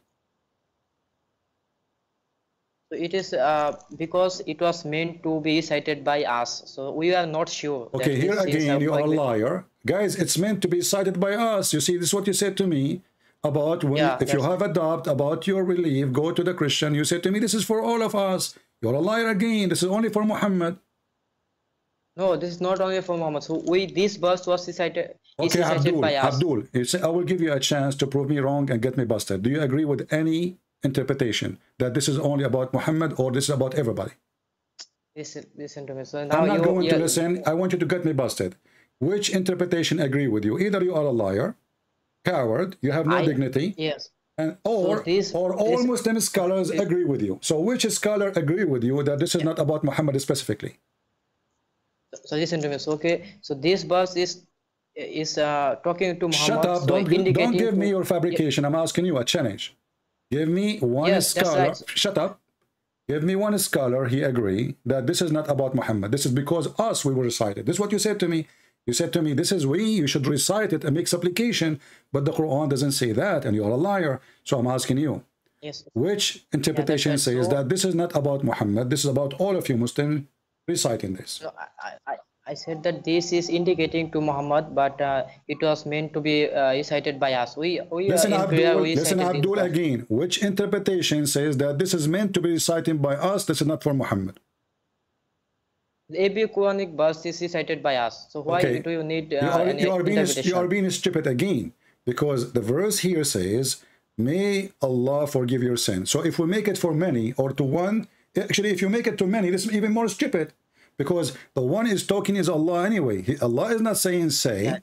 Allah is not saying say. Allah is not saying pray like that. Allah is saying that God more forgive your sin, may forgive your sin in the past to come and the past. And this is an open license for sin. Muhammad, he is, receiving a supplication from his God saying, don't worry about sin. May Allah forgive your sin in the past and the one to come. So Muhammad was sinner in the back and Muhammad is sinner in the future. So now we repeat the question. If there's any scholar agree with your statement that this is just meant for us to recite, not meant to Muhammad? I just told you that it is indicating to Muhammad, but we can recite I'm asking you for the last time. I'm not going to repeat my question. Don't force me to hang up on you, you idiot. If there is any proof of what you are saying. I just answered that. If there's any proof of what you are saying, you said that, I get it. I know, because you're a liar. I'm asking you, do you accept my challenge that every scholar agree that this is a verse was given to Muhammad and Muhammad only? Do you accept my challenge? Yeah, this verse was given to Muhammad. This is not the question. See, so now you are saying it's given to Muhammad, so it's talking about Muhammad, not talking about you. See, well, this was revealed to Muhammad, but it was meant to be followed by everyone. Again, you idiot. You know, the people, they say to me, why you have to use those words? Let me go back. You see, you don't debate Muslim. You have to bust them. They are liars. Listen carefully. This verse we given to Muhammad. We know that. We know that. It's not a secret, brother. He gave it to him. But the verse here, is it speaking to Muhammad, saying, may Allah forgive your sin, or this is just for you to recite? Yeah, but we when for example, that when we pay salah on the Nabi, answer the question, you coward. Answer the question. Yeah. Is this a verse given to Muhammad because he commits sin, or this is a verse given to you to make supplication, all of you? Because this verse don't tell me because you donkey. Don't stop. Tell me because. I'm asking you a straight question. Is this verse given to Muhammad because he commits sin and Allah wishing him to be forgiven, or this is a verse was given to all the Muslims just to recite, to make a supplication? So the every Quranic verse is given to Muhammad. This is not the question. This is not the question. We know that the Quran given to Muhammad. This is the answer. No, this is not the question and this is not the answer. I'm asking you, when Muhammad received this verse, was it about his sin? His sin, his own sin, yes or no?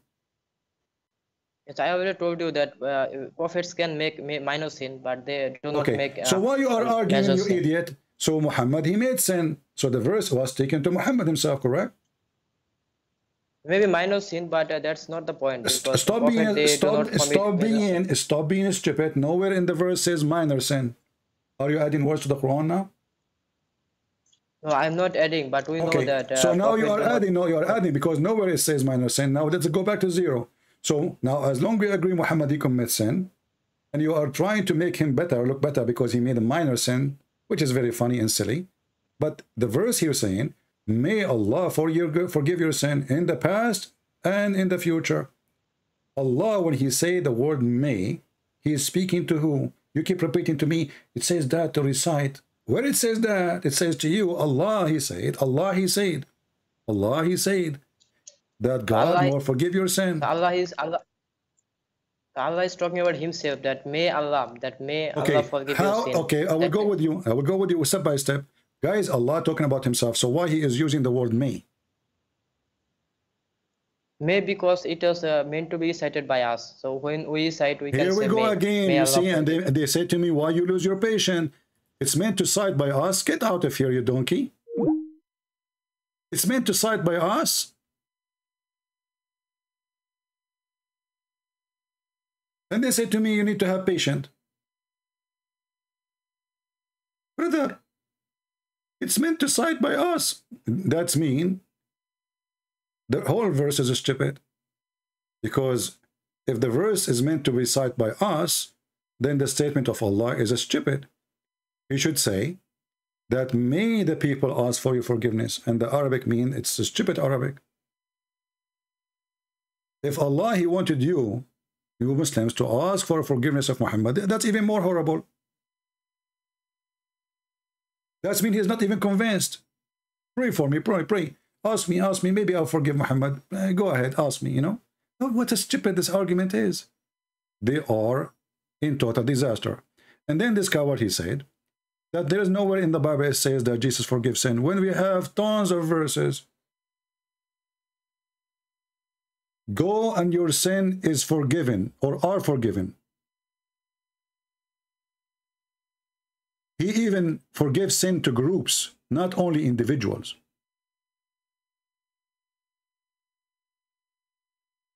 And then the Jews, if we go to Mark chapter 2, we can read it from 1 to 12 or even more. You will see that when he said you go and your sin is forgiven, the Jews, they said, why does man speak blasphemies like this? Who can forgive sin but God alone?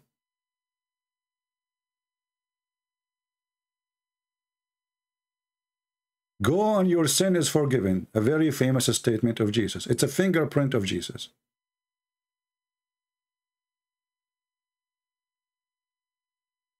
In the stupid Quran, it says, who forgives sin save Allah? Who forgives sin save Allah?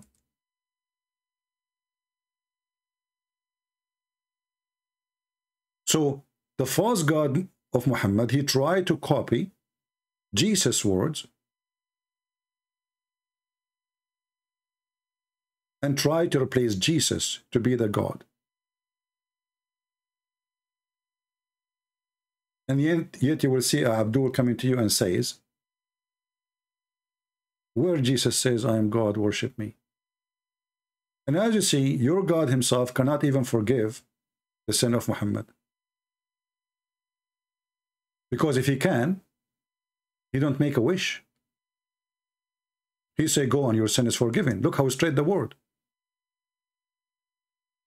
He do not need to say, may God forgive your sin. Do you see Jesus here saying, may God forgive your sin? Did you ask yourself how Jesus, where he got his authority from?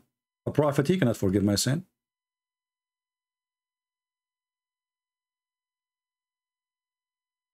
A disciple of Jesus, he is disciple of Jesus. He is under the authority of Jesus. Just because he is under the authority of Jesus, he was able to do miracles. But the only one who forgives sin is Jesus, my friend. And your Quran got busted. Who forgives sin except Allah? The Quran say. Well, the fact Quran, and we prove it, Quran make it clear that Allah cannot forgive sin. Because if he can, he will not say the word me. And if you say to me, baby, the word is not right, that means Allah don't speak good Arabic, and that will make him not God again. When the Quran says, who can forgive sin save Allah? Did the Quran make a mistake? In chapter 3, verse 138, 135? Well, the answer to the Quran, who forgives sin save Jesus? Allah cannot. As you see, Allah, Aka Muhammad, making supplication, and this is why this poor Abdul, he is trying to cover up to the stupid statement in Arabic. May Allah forgive your sin. Well, if Allah is talking, Allah he forgave. You do not need me. He say what Jesus said. Go and your sin are forgiven. Go.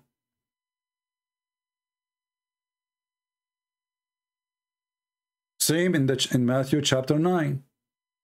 Go and your sin is forgiven. It's all over the Bible.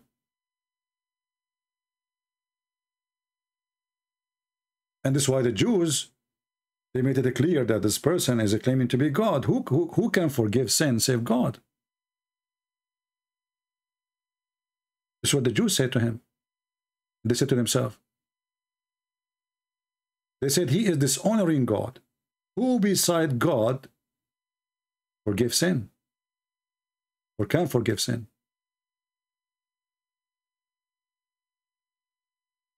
So the Jews understood very well what he said. He is literally forgiving sin.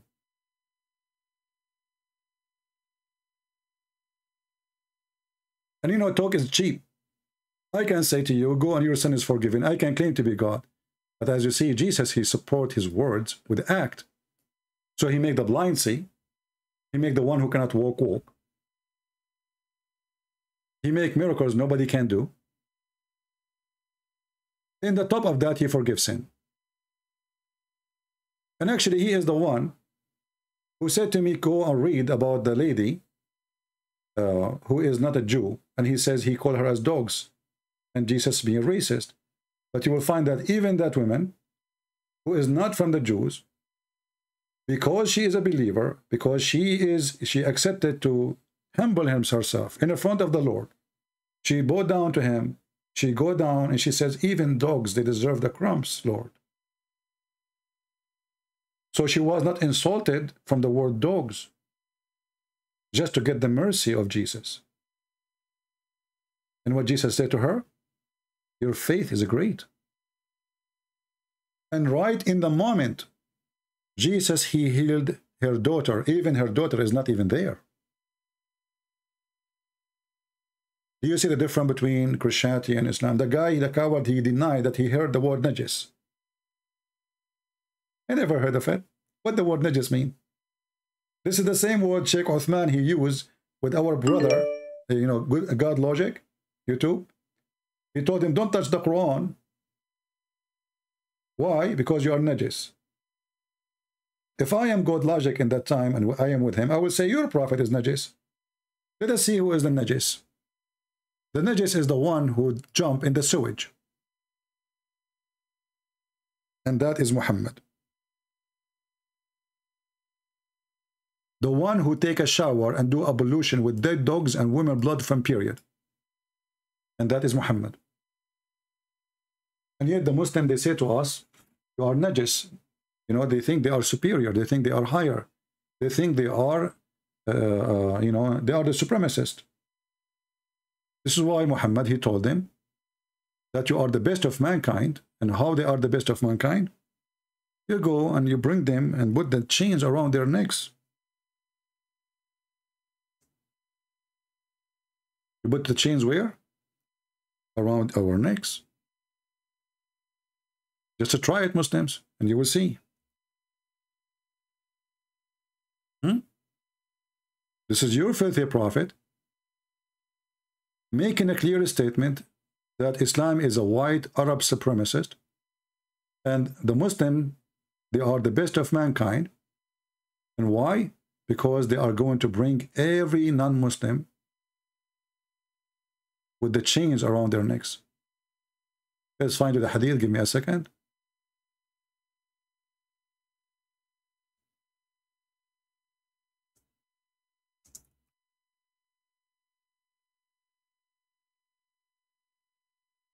Do you see it? And this is Al-Bukhari. The Muslim, they say to you, the Quran confirmed that we are the best of mankind for the benefit of mankind. They fool you with the word benefit. Benefit? What benefit? What does that mean? Maybe the Muslims, they will feed us. Maybe the Muslims, they will make cars. Maybe the Muslims will help us. Maybe the Muslim will help the poor. What the Muslims are saying to you, we are the best to Allah because we are going to bring you like a dog. We are going to put a leech in your neck. We've been given authority to enslave you, to torture you.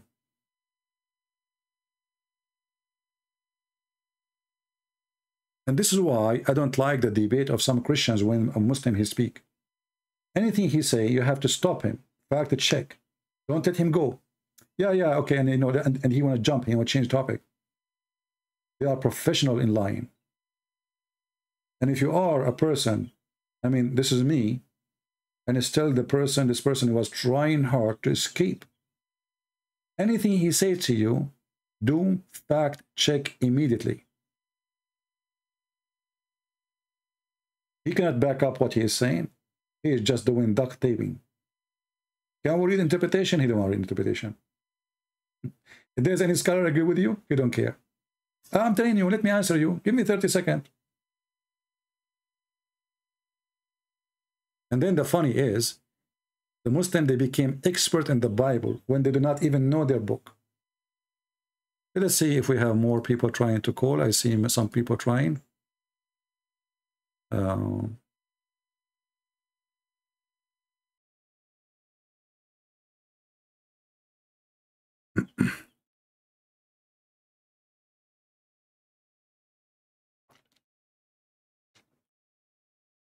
We are trying to call somebody. He texted me. But look like he is not online, maybe. Okay, let's try again.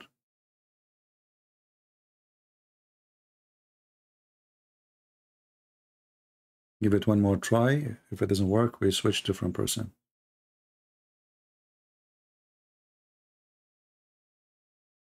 Okay, Mr. Marino, we could not call you. Let us see this person here.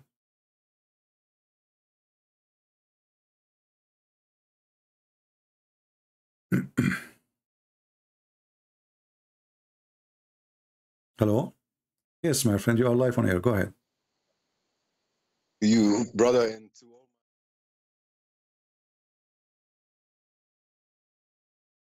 perfect man to show us what Islam is, lying, quoting wrong verses from the Bible. Can I say to Matthew 15:22? Okay. Something. He called us this verse. Sorry for my English. And behold, a woman of Canaan. So we must understand who are the people from Canaan. So these are the cursed people from Noah. Noah have cursed his son, and this is especially to know that the Jews and the people from Canaan are don't like each other. They are enemy. They are enemies. Yes, yeah. Because they are cursed one. So that shows us how our Lord Jesus, he knew that, and he don't want to speak with the woman at first because he tested her belief. Yes, and now she said, "O son of David." That means she knows who he is. Yeah, and she obeyed him. So she knew he was the Messiah. And this poor guy who called you, take this words for us. So when someone knows the scriptures, like we Christians, we must learn every day our scriptures, so we can checkmate him with this verse. And what is the problem with her, with this woman? Can you explain, please? What the problem with this woman? The problem is what? The devil, right? Yes. Okay. So why she is coming to Jesus? I mean, if the problem is the devil, who is Jesus then? What do you think? Yes, because like I say to you, she knows that. She knows he is a son of David, the Messiah. Yeah. She knows that she heard what Jesus, our Lord, do anywhere. And she knew she can heal his child. She knew that he is the one who can defeat the devil, correct? Yes. Yeah. Yeah. So this is not just, you know, because I can go to you and I can ask you, can give me $10, help me please, I need to eat, you know. She is not asking for food. She is not asking for water. She is not asking for somebody to carry some stuff with her. She is asking for the impossible. Yes, exactly. Which is to fight the devil, because, and obviously she gave up. No doctors can help, and she is not even from the Jews. So she came to Jesus because she knew that this is the only person he can do what nobody can do. Of course, exactly. And that shows us that a woman that she is not a Jew. He is from the cursed people of Canaan. She knew that Jesus is the Messiah. So she go to him, and she knew a Jew never will speak to a woman or a man from Canaan. But she knew it. She knew it. This is the Messiah. He can fight the devil. Yeah. And this poor guy who... And not only that, actually, this is confirmed that if you are from the Muslim, they say that Jesus, he came to the Jews only, right? Yes. But Jesus, he said in different places that I have flocks and other than this, I have sheep and other this place. So here we see one of those sheep. She is not a Jew. She is not from the children of Israel. And yet she believes in Jesus, and her faith is accepted by Jesus himself. Not by the disciple. This is the Messiah himself. So when she called him Lord, and Jesus saw how much she is really her faith is great, he said to her clearly, with the clear words, your faith is great. Yes, exactly. Yeah. Because he knew that she will come before she even come to him. Yeah. She is the Lord. But the important is that if Jesus is just a person who came to the Jews, why he will say to this woman, your faith is great, and why he would do what she's asking for.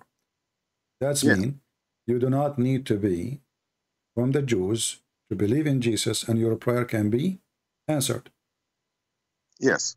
This is a prayer of a woman. She's praying in the presence of the Lord, and it doesn't matter really if it is him in person there or he is up in heaven.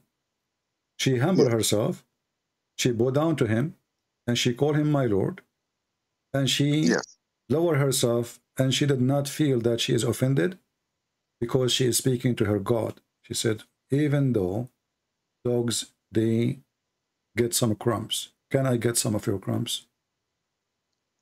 Exactly. So and this shows us wonderful when Muslims try to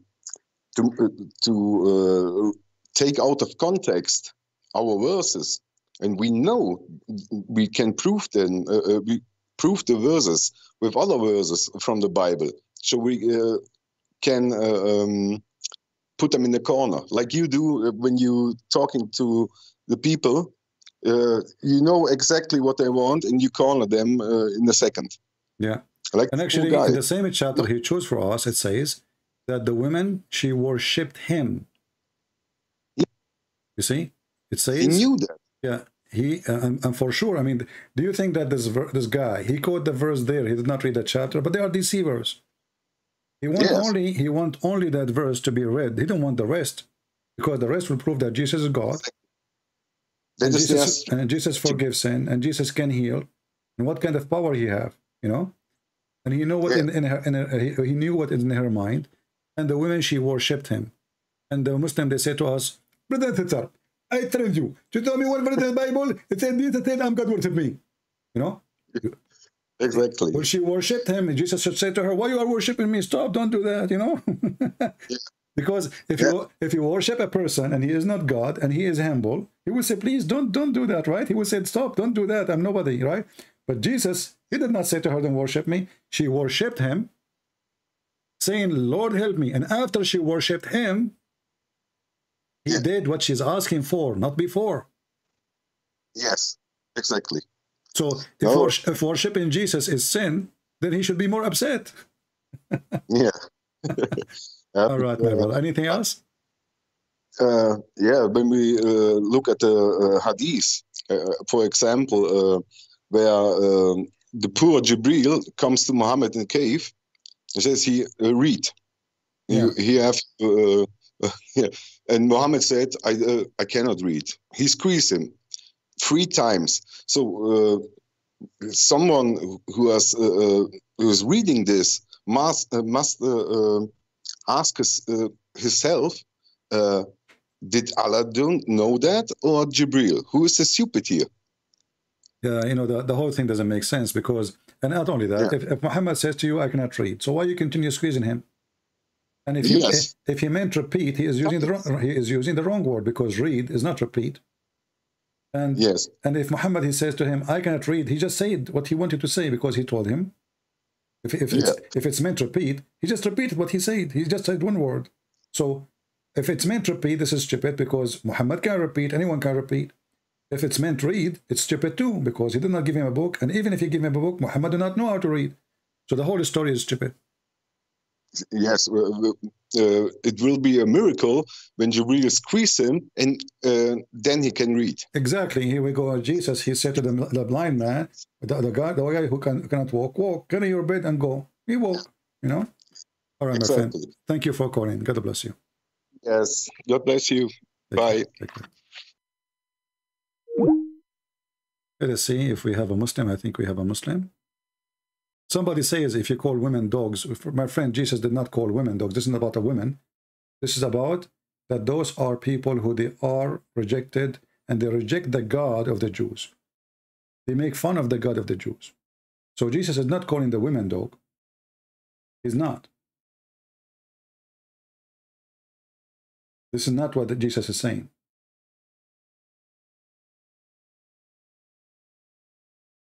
Okay, we have a Muslim.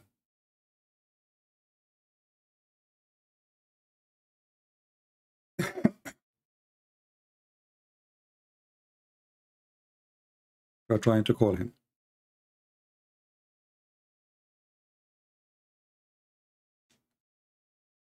Well, the call is not going through. Let me try again.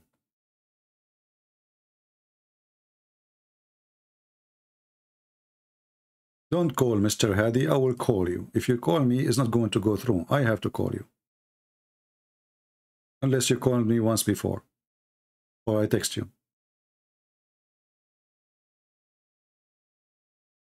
Let us see. Hello? Hello? Yes, my friend, you are a Muslim? Yes. What does that mean? Okay. First of all, I've been watching your debates Okay. for a while, but I hope this will be a civil conversation. I don't want it to be like insults. What civil conversation mean? I mean, a civil conversation, meaning it's respectful. Okay. So There's no can insults, no I being use the words the Quran describe us to describe you? Is that okay? Or this is not civil? Muslim, yeah. In the Quran, it says No. I'm Muslim. saying, can I use the same words the Quran describe us as a Christian to describe you? Example, I don't understand. Like can I call you Najis? No, that's not. It's not civil, right? So why you are asking Christian to be civil when they talk to you, but you don't ask yourself why your God is calling people names and why he is teaching you to be supremacist? Why you Muslim you think that we are not clean and we are filthy, and you allow yourself to recite this verse day and night, says the Christian, the Jews, the Hindus, the Buddhists are najis. But if I say it to you, it's an insult. But if you say it to me, it is God teaching. It's wonderful. What do you think? Can I see the verse? Oh, no problem. I can show you the verse. Go ahead. Let us see. This is the Quran, chapter 9, verse number 28, and I will put it for you on the screen. Is YouTube is open for you? Yes. All right. Just be sure, please, that YouTube is muted. Here Chapter 9? Yeah. Verse 28.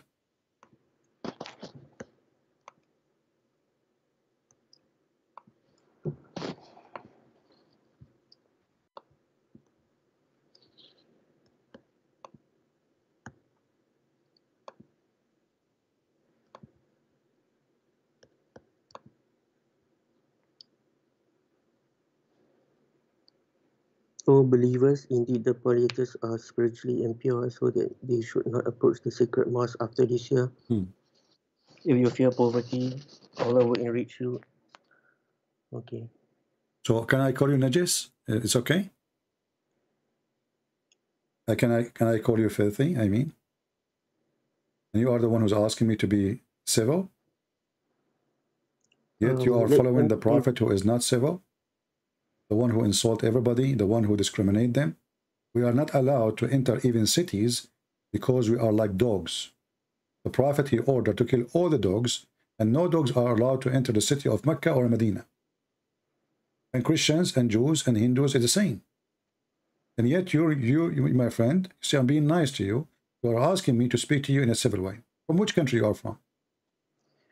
I prefer not to mention. Okay, no problem. So I just taught you a lesson that if you are a person who like to be civil, don't follow a person whose name is Muhammad, or obviously he discriminate, he insult, he is supremacist. So this is my advice to you. Go ahead. What do you want to say to us? Maybe okay. I'm not an expert, but then if I can see this, maybe the verse, the meaning is impure, maybe because they haven't embraced Islam. So exactly. So Islam considers that one who is not a Muslim is filthy. That's exactly what we are saying. So they cannot enter holy places because they are filthy. And you see the translation saying impure. This is a nice word, but in Arabic, najis means filthy, literally filthy. By the way, you know what filthy means? Do you know? I mean, najas can be impure also. Yeah. What filthy mean? Look, my English is not really good, so maybe you can help me. What filthy mean? Well, I mean, it's better to use impure. Right? No, I need your help. You see, English is not my first language. I speak, you know, like many languages. Like I speak like Hassan. Hassan, he speak 70 million languages, but my English is not. I'm not perfect with it yet. So when I say somebody is filthy, you Muslim, you do ablution, correct? Yes. Okay. Why you do ablution?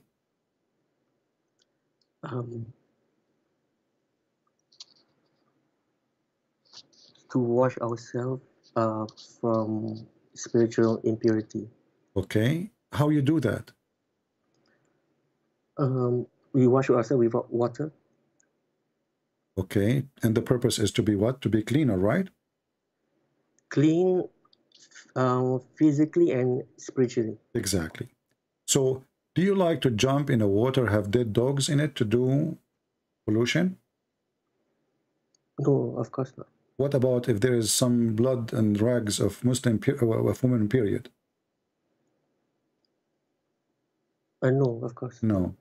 And what about there is a garbage in it? No. No. Why no? What is the reason? It's dirty. So it's filthy, right? Okay. So how you explain to me that your prophet, he was doing that? Can I see the... Is it hadith, is it? Yeah, this is the hadith.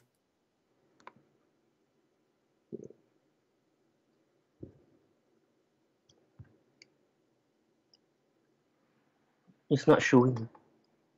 It's going to come.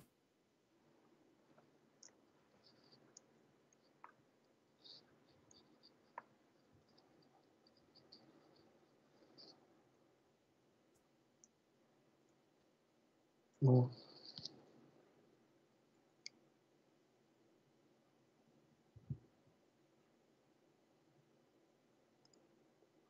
Okay. But I think there's a explanation on this. The scholars have mentioned. Oh, you can explain it. You are. Come on, you know, it's easy. I mean, even this one need explanation. Even this one need explanation. There's dogs. There's dead dogs. It's a small body of water, like a jacuzzi. There's dead dogs. There's women blood from period. There's garbage. Even this one need explanation. I mean, are we reading a book? So you're a prophet. I asked you the same question. You said this is filthy. I will not do that. But this is mean your prophet himself is filthy, and yet he called us najis. How somebody he jump in a water in the size of a jacuzzi, have dead dogs, not only one dog, dead dogs, and women of blood from period rags, many of them, and garbage. And when people they question him, are you doing that? He said, well, so what? Water is always pure. Nothing make it impure.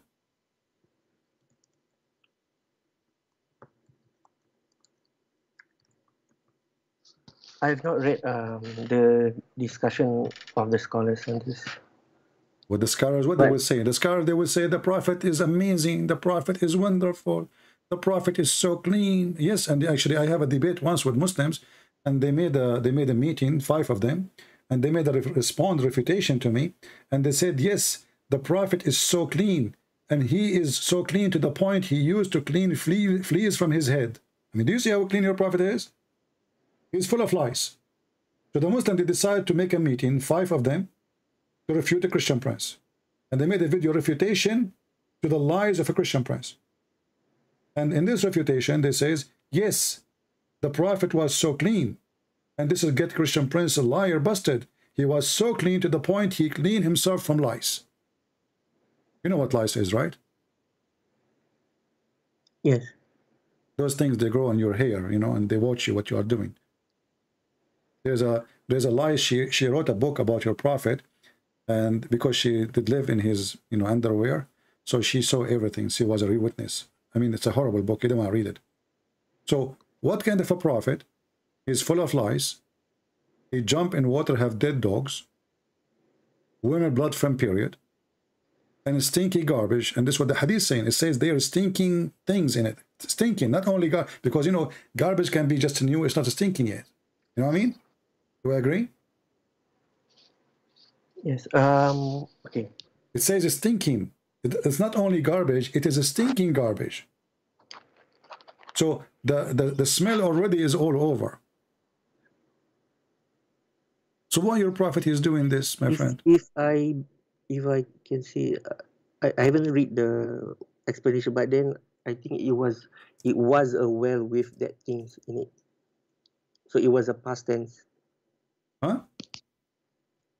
It was a well. I mean, it was a well with those things in it. My friend, they call it well because it used to be well one day, and now it is just garbage. As you see, this is the city of Mecca, and there's no water there except Zamzam. And if they have other source of water, they will not throw garbage in it.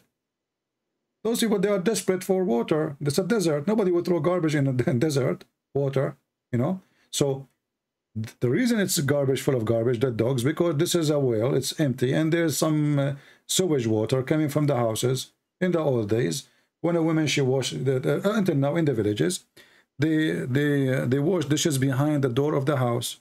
The door of the house will be lower than the rest of the house.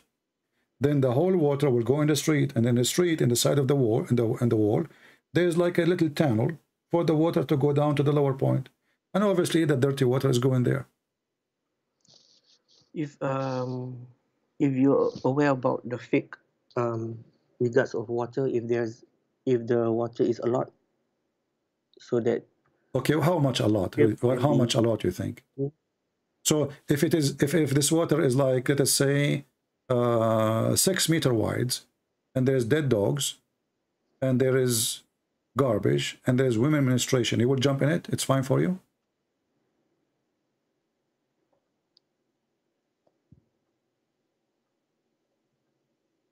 Reading, I think it's the water is not stagnant; it's running water.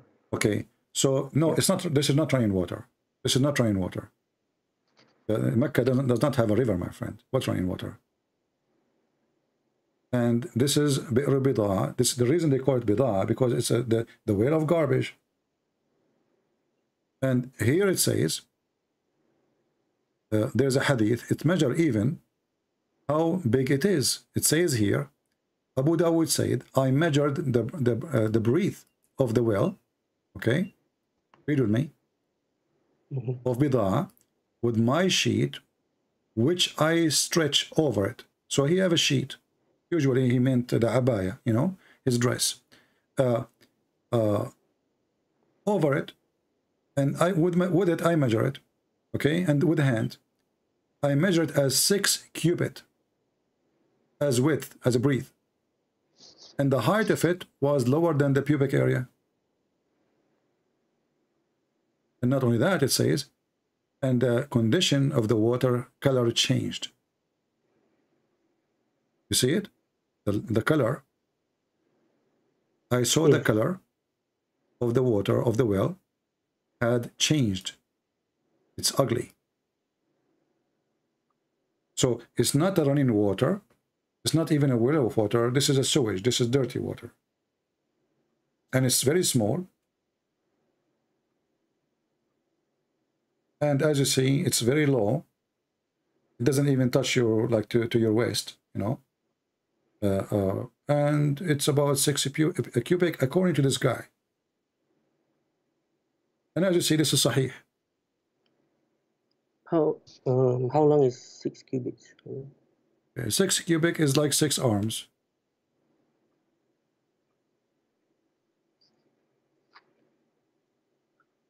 Smaller than a room, like when you say, if you have a room, a cubic is less than a meter. So if you have a room like 6 by 6, small room.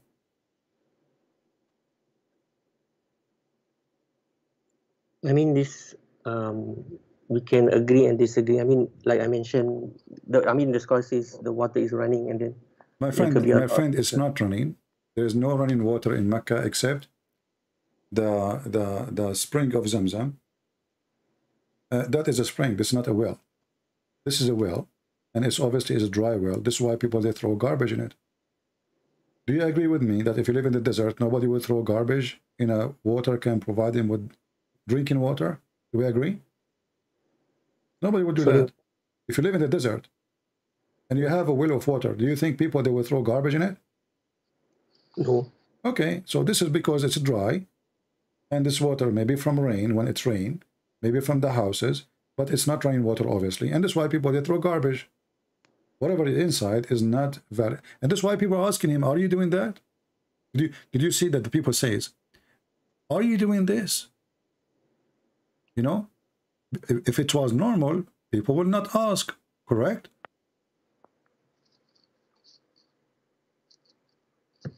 Do we agree? I don't know, but if it was again, normal, it was normal behavior for people to clean themselves from that water. Then people they will not say to him, "Why you are doing that?" And they explain why. They are saying to him, "There's garbage there. There's women they throw their rags there. There's dead dogs there, stinking garbage there. How you do that?" So the people are questioning the behavior of your prophet, and as you see, this is sahih. And then Muhammad, to explain his very weird behavior, he says, water is always pure, nothing make it impure. Do you agree with this statement? The last statement, right? Yes. In general, by default is yes, but then of course there will be exceptions. What do you mean? I don't know. Yeah, I mean, by default, water is pure and it's not default by anything. But then there will be no. It says here, and nothing make it impure. So, but this is weird. That's mean the sewage is pure because most of the sewage, by the way, is water. Correct? Most of the sewage, maybe 85% of the sewage is water, or maybe more. So if the water is always pure, well, that's mean the sewage is always pure. You know, what is the piss of a human being? Is water, right? Maybe 99% of it is water, correct? I don't know. What do you mean you know? I mean, what is your education? Like me, myself, I have elementary school. What is your education?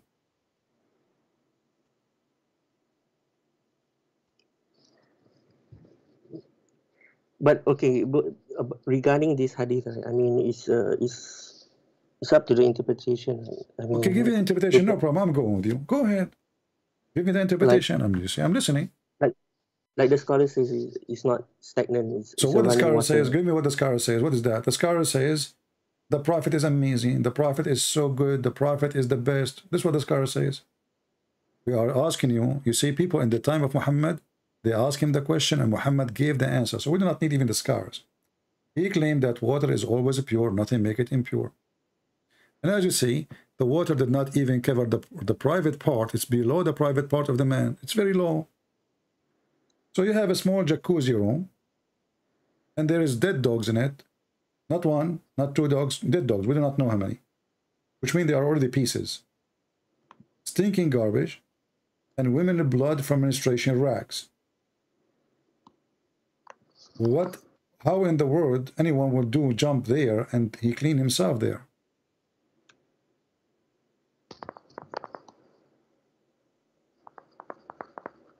Maybe we can discuss on other things.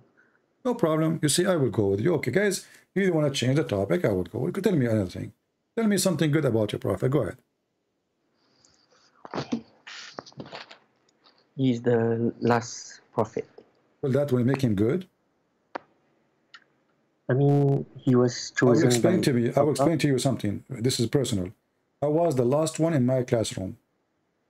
And like always, I get D or F. I am the last one to enter the school. I'm always late. I'm the last one to the teacher to talk to me. I'm the last one. The schools, they like me. And this is supposedly make me the good prophet.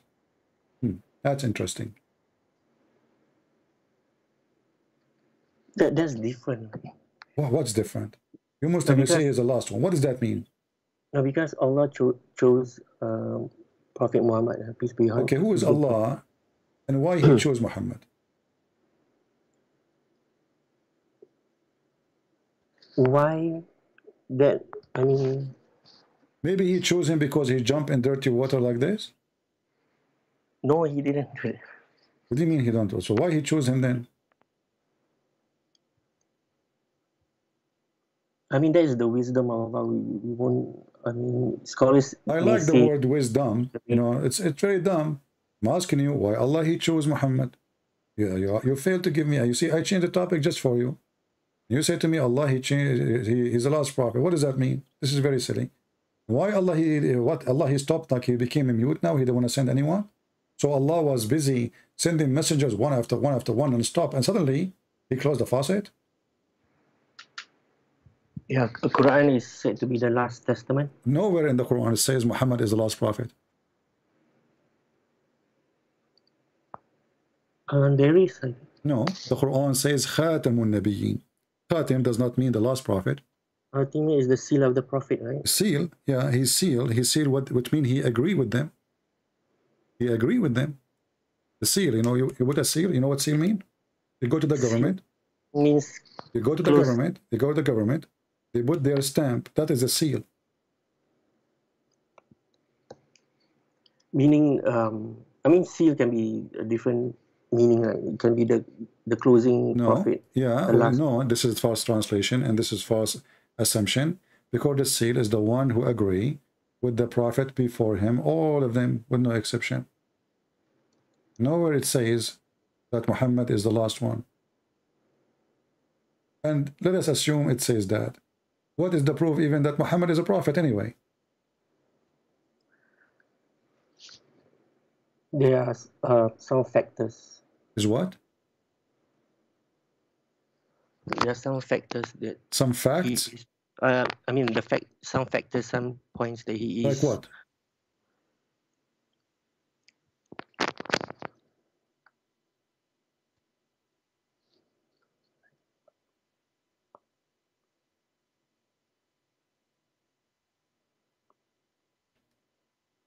I'm listening, my friend. What, like what? Like it's mentioned in the Old Testament about the coming of Prophet Muhammad. It's mentioned in the New Testament about the coming of Prophet Muhammad? Old Testament. Old and New. Oh, that's amazing. Okay. Where it says Prophet Muhammad in the Old Testament or New Testament? I have to look it up. Okay, we can go for that later. So can you prove to me now, from your religion, without going to my book, which doesn't say what you are saying, and even your prophet, he said, that the one who will come, his name is Ahmed, and the one who will announce him is Isa. So if that exists, it's going to be only in the New Testament. Is your prophet name is Ahmed or Muhammad? Oh, he has different names. He has been called different. Why? How come? Why? Yeah, why he have many names? I mean, when he was born, his mother, she like hang up on the wall like 10,000 names and said, those are yours. Why he have many names? What does that mean? Called like the truthful one, you know? Oh. The honest one. Is his name is Muhammad or Ahmed? Is the same meaning? Right? No. Muhammad. Ahmed. Ahmadullah, I thanks Allah. Muhammad is the praised one. A person can be called different names. Like even Jesus. Okay, but you see, but here, it says that Isa, he said that there's a messenger will come after me. His name is Ahmed. So it's not Muhammad. Ahmed is Muhammad. No. Your prophet name is Muhammad. He's been called different names. He has... Okay, people, they can call him, but this doesn't mean that this is the person. Maybe it's not a different one. His name is Ahmed. This is your prophet. His name, the one you use, the Muslim, is Muhammad, correct? Do you call him Ahmed or you call him Muhammad? Ahmed? Which one you call? Ahmed or Ahmed? Muhammad. Okay, Here it says Ahmed. Okay. Now, Isa, he said that he said to the children of Israel, there's a messenger will come after me. His name is Ahmed. Is that correct? Yes. Okay. Was Muhammad sent to the children of Israel?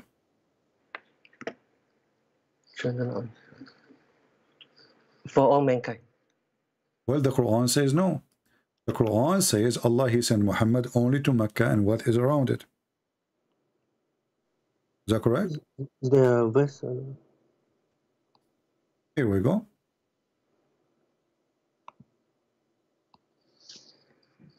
Your prophet, he was sent to Mecca. And what is around it? Is my screen is showing to you? Oh, it is. Don't read now. It's not coming to it.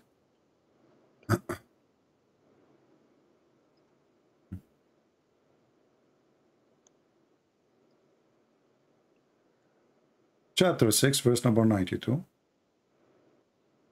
What it says?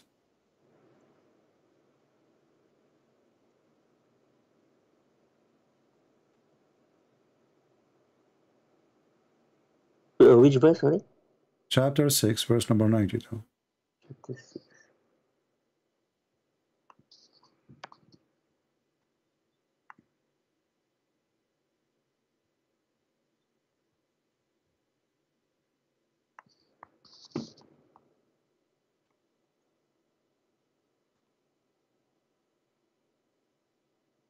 So this verse says that Allah, he sent this book as a warner only for the mother of the cities. It doesn't say city actually, Qura. It's a village, which is Mecca, and what is around it.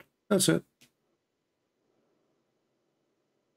Yeah, because there's another verse that is called to mankind. Okay, so Allah, he changed his mind, you think? So the Quran. Let us go to a different verse. Let me show you this one. Was the Quran sent? Which language you speak? Sorry, what's that? What is your original language? English. Original language is English. Go on, go on. It's okay. Don't say. It's all right. Okay. The Quran says in chapter 14, verse number 4, that Allah never sent a messenger except in the language of his people to make things clear for them. He never sent a messenger. Do you speak Arabic? I can read Arabic. Are you an Arab? No. Do you speak Arabic? Qalil. So the Quran is not meant for you. Because Allah, he never sent a messenger except from the people, speaking the tongue of the people. And the Quran is saying why? In order to make it clear for them. Makes sense. There's a verse in the Quran, makes sense. Okay. How Muhammad then? Chapter 14, verse number 4. So then we need to ask ourselves, how Muhammad is a prophet of God, sent to all mankind, if Allah never, and he sent this verse in the time of Muhammad, confirming that this is his habit. When Allah want to send a messenger, he have to send him from the people, speaking the tongue of the people, in order to make it clear. So how Muhammad became or become the messenger of all nations?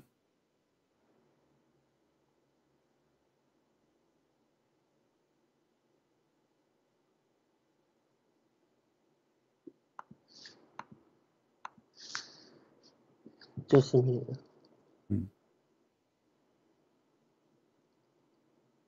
Meaning Muhammad was peace be upon him, was sent to his people.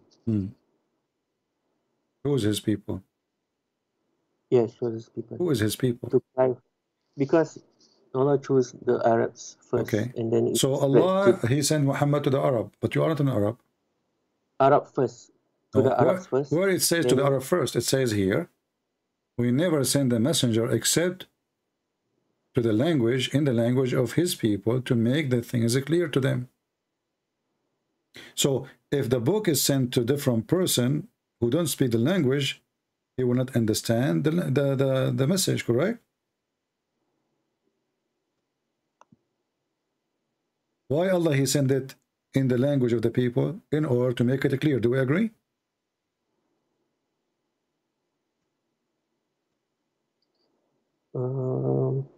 Okay, it says here, the first Allah sent down his message to the language of the people from among whom a prophet was raised, so that they might not have any excuse left that they could not understand the language. Yeah, so the message, it will be sent only to people who understand the message, the language, correct? Yeah, it has to be sent to the people first, the Arabs first. No. So Nowhere it says first, nowhere it says second. Don't add things, my friend. You see, you asked me to speak to you in a civil way, so I'm not using Islamic words. So it says here, we never send a messenger except in the language of his people. So you have to be from the people, and he speak to them in their tongue, which is his tongue, and the message will be in their tongue too.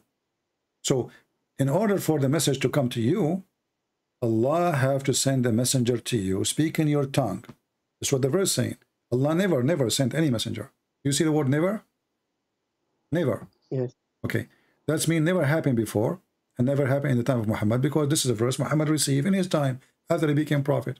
So we never send a message, and we never send a messenger unless he speak the tongue of his people. So if you don't speak the tongue of the people, then he will not be sent to them. So how Muhammad became your messenger? I'm reading Ibn Qasir. He says every prophet was sent with the language of his people. So he was sent to his people. And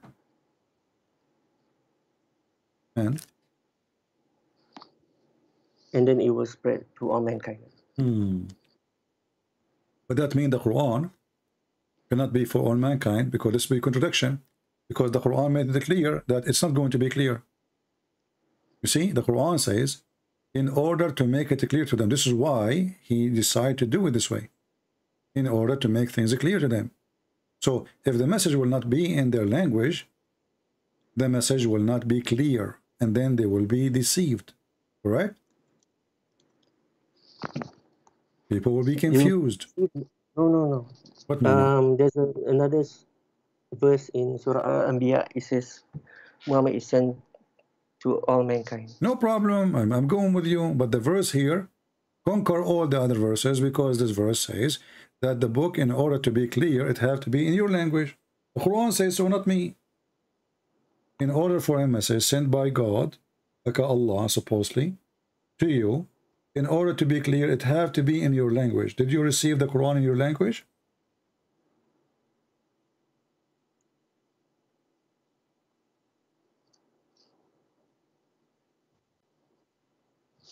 It's been translated in English. So Allah, then this verse is wrong, because Allah, he should say, well, it doesn't matter what language is, because we translated already. We will use Yusuf Ali, bless him. Muhammad Biktal, may Allah bless his nose. So the verse in the Quran here is wrong, because the translation will do the job. Because and let me make it clear for you. When you pray in which language?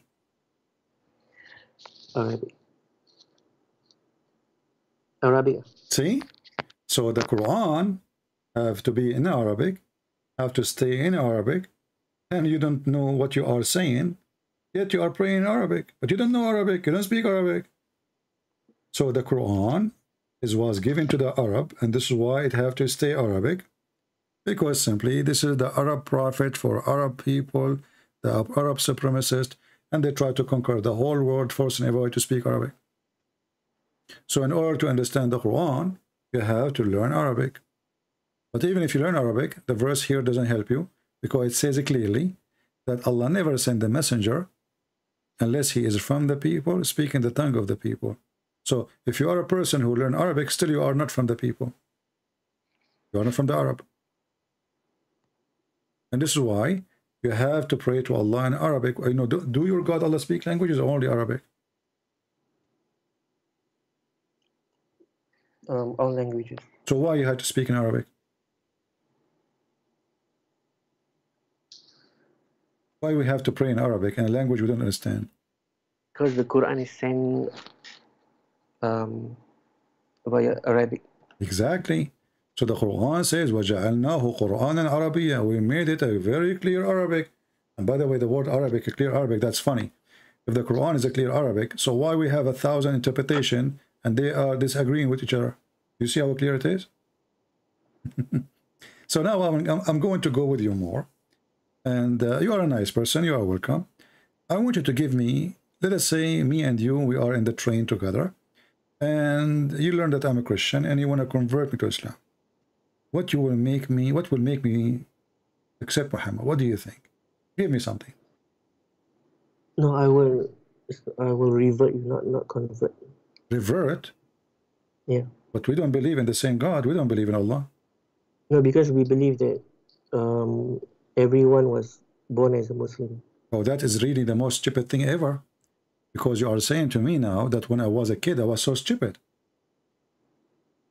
And actually, I agree with you. My mother, she said to me that I used to have a diaper. I could not believe it. Doing poo-poo in my pant? Unbelievable. Well, I was a Muslim at that time.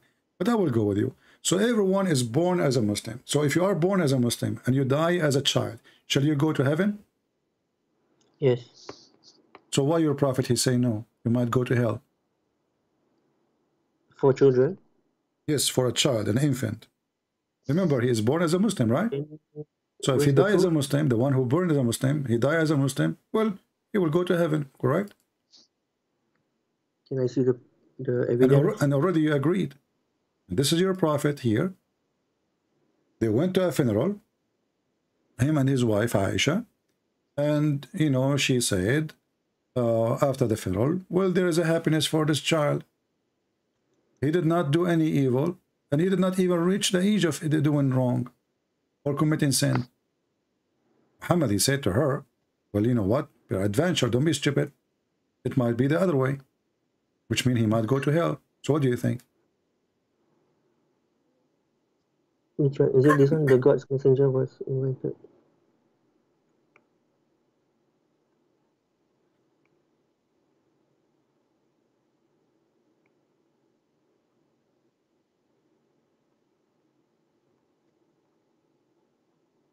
You see, you insulted me, and I did not get upset from you.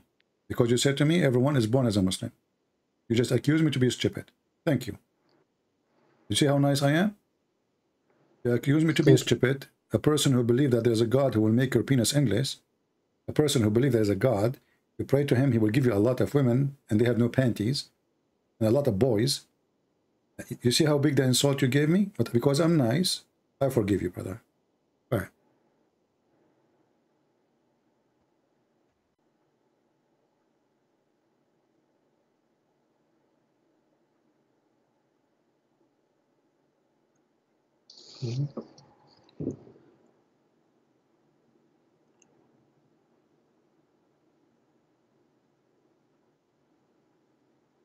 Well, I think this is for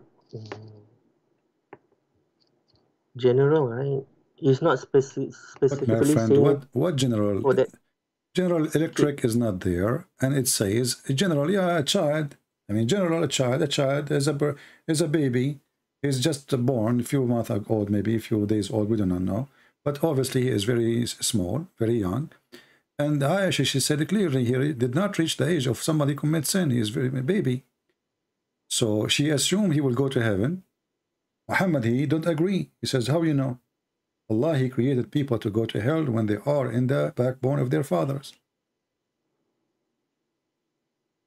So that statement, it will be general. It's not on the kid that he was referring to. Exactly, general, no problem, including you and me. And when I ask you, no, I mean, huh? No, I mean, yeah, correct. Go ahead or go backward. It says clearly that he did not reach the age of sin. So anyone did not reach the age of sin, he present this person. Anyone did not commit sin, he present this person.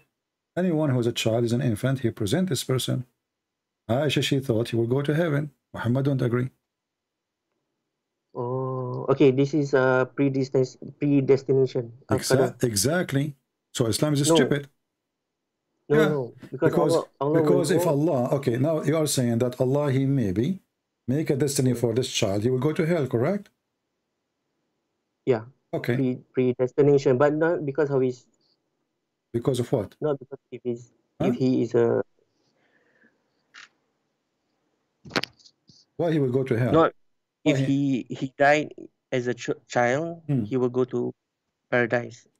No, we are talking about the same person, my friend. The person here, he died already, and this is what Aisha, she assumed. She said the happiness will be into this child. He's happy. Good for him. He will be in heaven. Muhammad, he says, no, what's wrong with you? It might be the other way, which means it might be he go to hell. And you are the one who agreeing this is a predestiny. So before Allah created him, he decided where he will go. It doesn't matter if he commits sin or not, correct?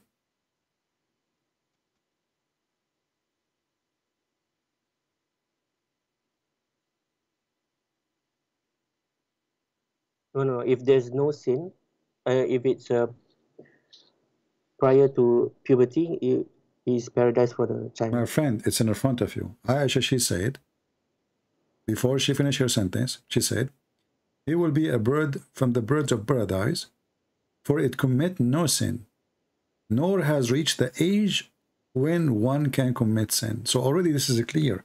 He is not in that age. What Muhammad said? He said, peradventure, Aisha, which means don't be stupid. This is not true. It may be otherwise. So Muhammad already, he knew this person. He was in the funeral. He did not say to her, no, he commits sin. He did not say to her, no, he's old. He agreed about what he said, except about where he will go, heaven or hell.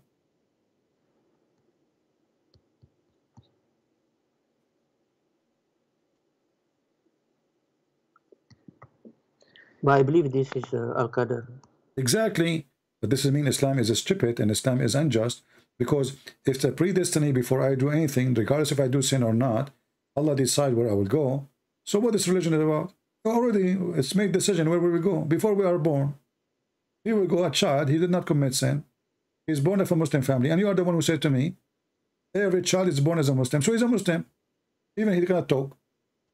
So why he should go to heaven, to hell? Does it make sense? Well, Muhammad saying it's a predestiny, and you agreed. So Islam is a stupid religion. So when Allah, he says to you to pray, to worship me, it's just stupid. It's already predestiny.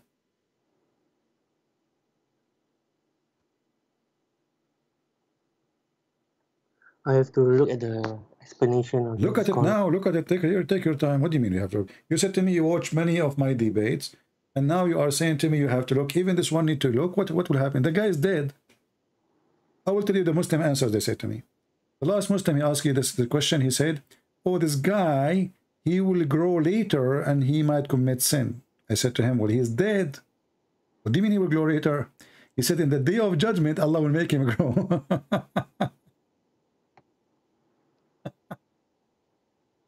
What do you think about this answer? That Allah, in the day of judgment, he will make you grow and then you commit sin?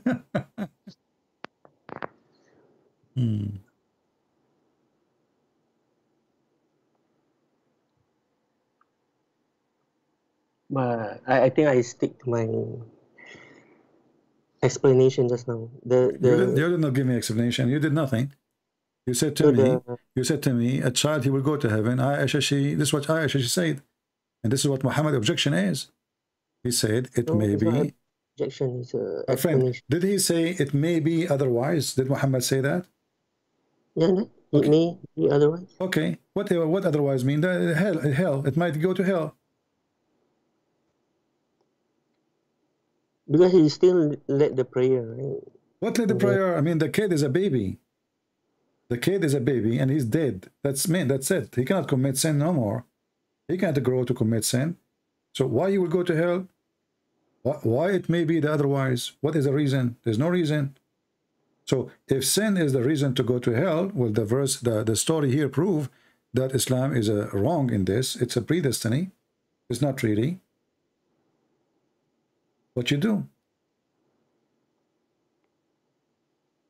No, no, the one that he mentioned is a general statement. It's not towards the general statement, exactly. But this is about a baby.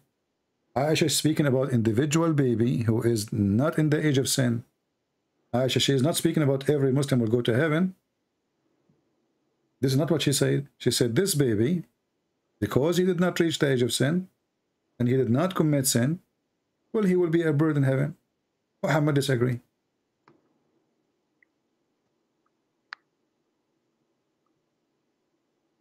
I disagree with your explanation. Why?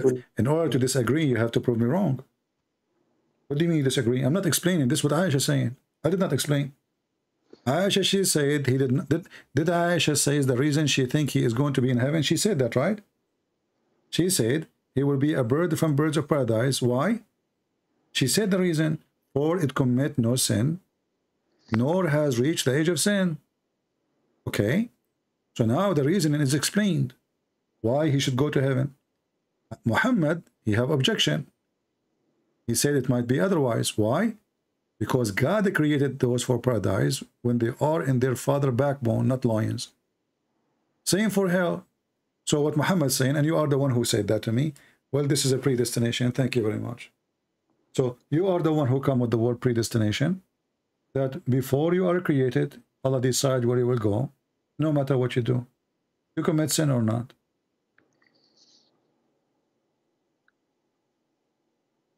Again, we can agree, disagree on this. Agree, disagree. Do you like hummus? Hummus? Yeah? No. You don't like hummus? I like hummus. So now we can agree and disagree. And my friend, this is a religion. This is not hummus. We are talking about God and salvation and heaven and hell. And you are saying we can agree, disagree. You are the one who said to me the predestination. Which means you agreed with me. You say the predestination. Yeah, the hadith is on predestination. Okay, so the child is ready. Allah, he decide where he will go. It doesn't matter if if he is a child or not. He might go to hell. We agree. So don't make it hummus, even though Islam is like a hummus, but it's not tasty. Let me ask you. Adam commits sin. Did he commit sin or Allah forced him to commit sin? He committed sin. He committed sin. So Allah did not force him. It was not a predestiny, correct?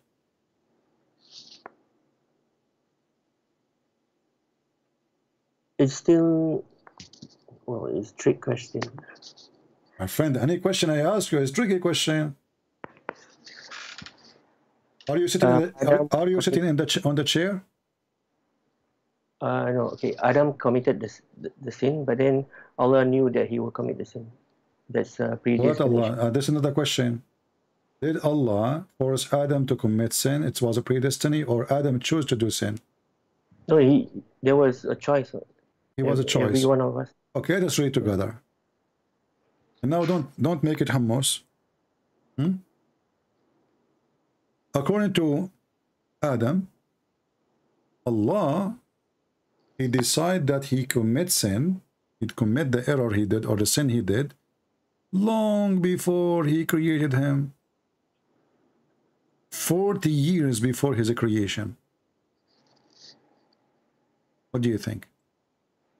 This is a debate. You know, Adam and Prophet Moses, they live in the same time, right? Prophet Adam and Moses, they live in the same year together. Prophet Moses? Yeah, and Adam.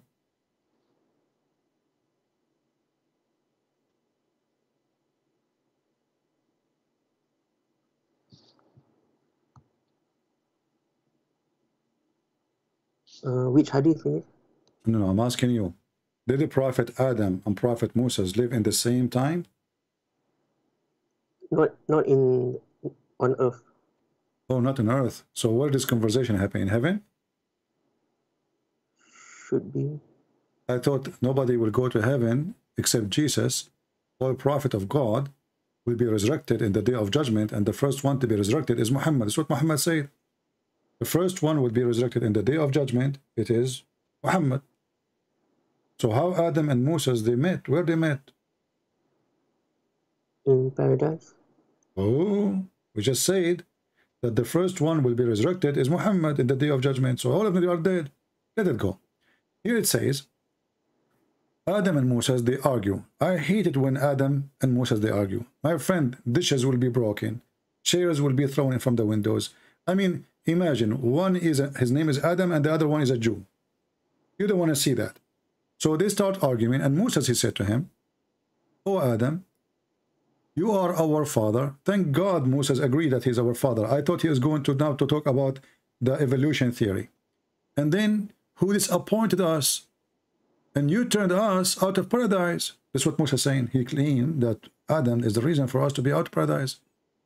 Then Adam said to him, Oh Moses, Allah favored you with his iPad. I mean, he gave him the tablet, you know. He talked to you directly, and he wrote the tablet for you, with his own hands. Do you blame me for an action which Allah had written in my fate 40 years before my creation? The mic is yours.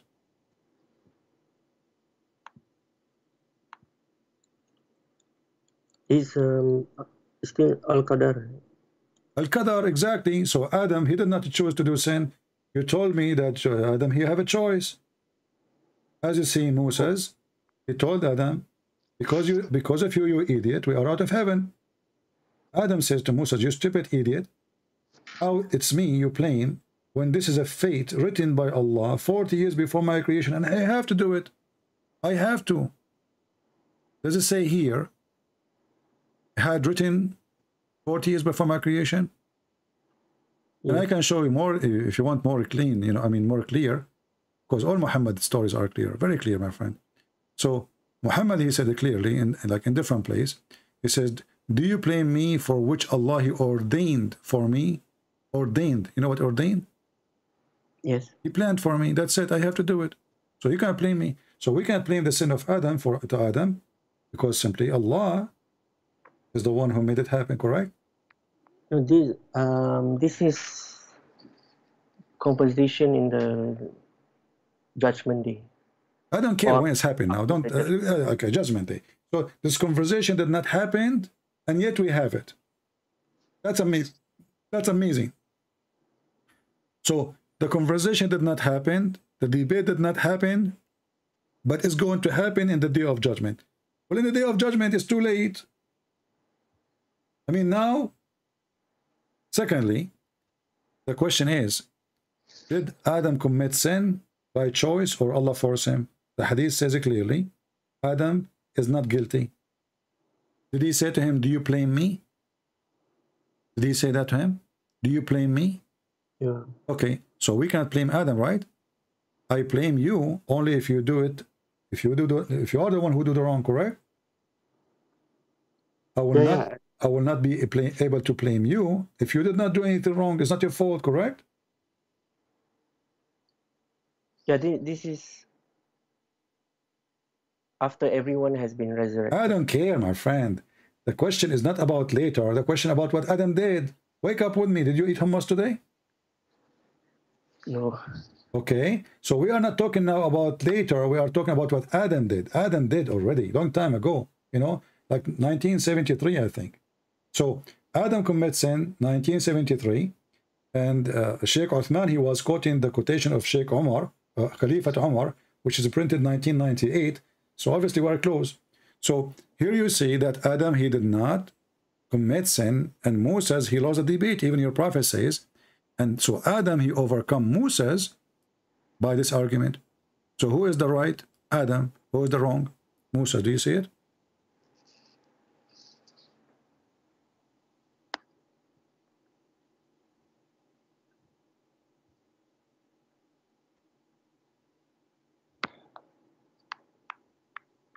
Yeah, I see. All right. So my friend, I advise you to leave Islam right now. Because according to Islam, the whole story of Adam committing sin is a stupid story. Adam, he was not guilty. Allah is guilty. Allah is the bad person. Allah, he made us commit sin because he wrote a story. He wants us to do the story. There's a script. And we are actors. We are just reading the script. We are just doing the script. We have no choice. It's a predestiny. And part of the belief in Islam is to believe in predestiny. So, and here, by the way, you Muslim, you say that Moses was a Muslim, but look like Moses, he was a Christian because he believed in the original sin. What Moses was saying to Adam is original sin. No, that's not original. Yeah, because Moses, he is arguing with Adam, saying to him, because of you, we are out of heaven. This is what original sin is.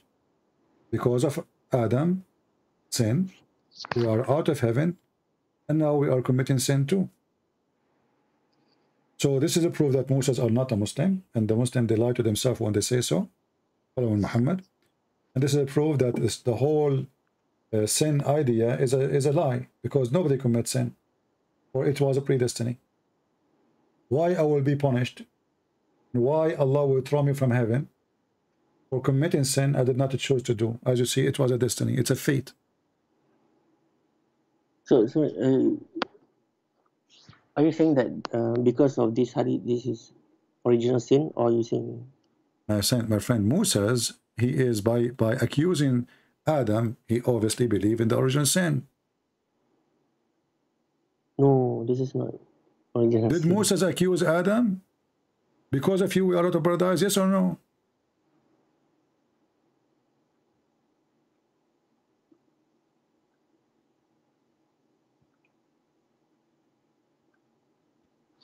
But okay, Adam committed the sin, but then Allah forgave him. My friend, why Allah need to forgive him if it was destiny? How stupid is that? I forced the guy to commit sin, and then I will forgive you? You beg me, you say, please Allah forgive me, please Allah forgive me, but I am the one who made him commit sin. This is not fair. So I make you commit sin, and then I force you to ask me to forgive you, and then I forgive you. But this is, even that is a destiny. The forgiveness is destiny. You praying to me is a destiny. You committing sin is a destiny. So the whole story is stupid.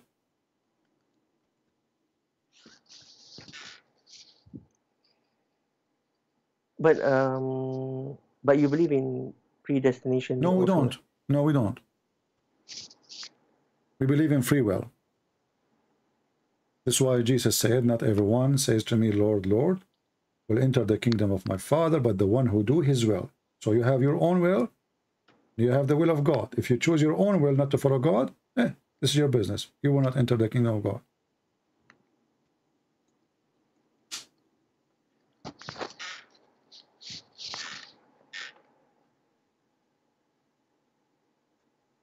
So Islam, there is free choice, and I mean free will, and no, there is no. As you see, I'm showing you now. I just showed you the child, he might go to hell, even did not he commit sin. He did not commit sin yet. And now Adam, he is saying, you're going to blame me for the sin I did. Let me show you one more. And this one will make your religion so soft like hummus.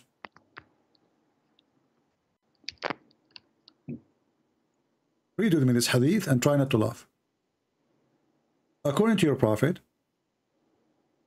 in the day, before the day of judgment, or before you die, or almost a person, he is almost going to go to heaven. He pray, he fought, he killed Christians, he killed the Jews, he killed the Hindus, he do all the obligation to be a good Muslim. He lie, he cheat with his wife, perfect Muslim. And then, after all doing those things, and you are almost going to go to heaven, look what will happen. Read with me carefully. What's written by Allah to you will overcome the deed you did, and you go to hell. And then the one who did the deed of hellfire, what is written by Allah will take over, and he will go to paradise. And the hadith in front of you. Muhammad says, swearing, you know what Muhammad, when he swear, no mercy, that's it, it's serious. That's it. Muhammad obviously is not lying. And by Allah, a person among you, or a man, may do the deeds of people of the fire till there is only a cubit or an arm between him and between fire. You are almost there. And then what is written, which Allah has ordered angel to write between two brackets, proceed and then he does the deeds of people of paradise, and then he enter it. So the guy, he was doing the deed of hellfire. Then he's almost there. But then he got lucky. When Allah, he created him, he wrote that this person will go to heaven. So now Allah, you know, when like you do like format your computer, you know, you install a new software, Allah will install a new software, and that will take over, and then you act the act of people of paradise, and you go paradise, happy ending. And then he says, and a man may do the deeds of people of paradise till there's only a cubit or two between him and paradise, and then that is written, what is written, proceed, and he does the deeds of people of fire, and he enter it. What do you think? So it's not you do deed of fire, you do deed of heaven, doesn't matter. It is what is written. We'll decide where you will go. Are you going to say now this one needs interpretation too now? Are you going to say to me this one is not clear? I mean, how clear we can make it more than this? Yeah, it's clear. Yeah. So Islam is stupid. Do we agree? No. What do you mean? No. What is the point? So why you pray to Allah? Because me, Christian prince, I am a Christian prince, I am the enemy of Allah. According to this hadith, I might go to heaven. Why? Because maybe Allah, when he created me, he wrote that Christian prince will go to heaven. So after all of me fighting Allah, and then what is written by Allah will take over. That's what it says. It's in front of your eyes. Where is justice? Because at the end of the day, it's not what you do, it's what Allah decide. It's not just, it's not the deed you do will decide where you will go, heaven or hell. It is what is written. This is what the hadith is saying.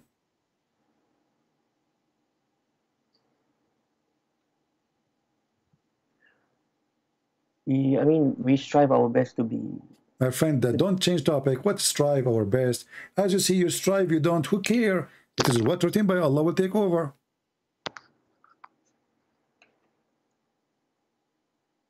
I mean, for how long you will keep denying it? It's in front of you. You know, I am assuming that you are a nice person, and you are coming from a good family, and you are honest. So please, can you be honest with me? Does it say and clear in front of you? It doesn't matter really what you did, you do. It's what Allah, he wrote for you.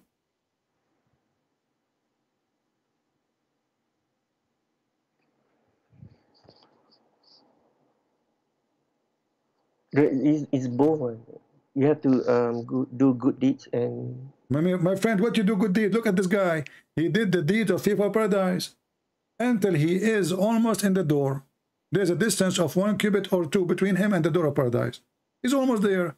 And then what is written by Allah will take over. Do you see it? I know. Okay, don't do it. I know. You keep repeating yourself. So this is stupid.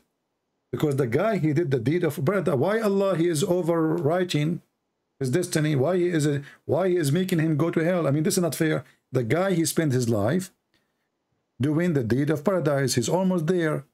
And then just because Allah, he wrote destiny, he will go to hell, he'll go to hell. So it's not your destiny written. It's not what you do decide your destiny. It's what Allah, he wrote for you. Doesn't matter what you do. That's why we must always make dua. My friend, what dua? My friend, wake up. Are you asleep? It says here, this guy, he spent his life doing the deeds of paradise. And almost he is in the door. Do you see? It says a cubit or 2. Which means he can see the door of paradise. It's there. The guy is almost there. And then what is written will switch that 180 degree. And then you say to me, we do supplication. What supplication? It's written. Supplication is part of the deeds. Prayer is part of the deeds. An example, maybe he did good deeds, but then at the end of his life, he did shirk. My friend, this is the most stupid answer. I'm not insulting you. It says here, he is almost in the door of paradise. So he commits shirk and he is going in the right direction.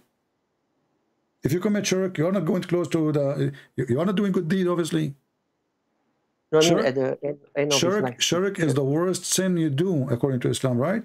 So don't tell me this. It says here, a man of you might do the deeds of the people of paradise. And what is the deed of people of paradise? To believe in Allah, to believe in Muhammad, to do pray, to do Hajj, to pay zakat, to kill the Christian, to kill the Jews, to hate everybody except the Muslims.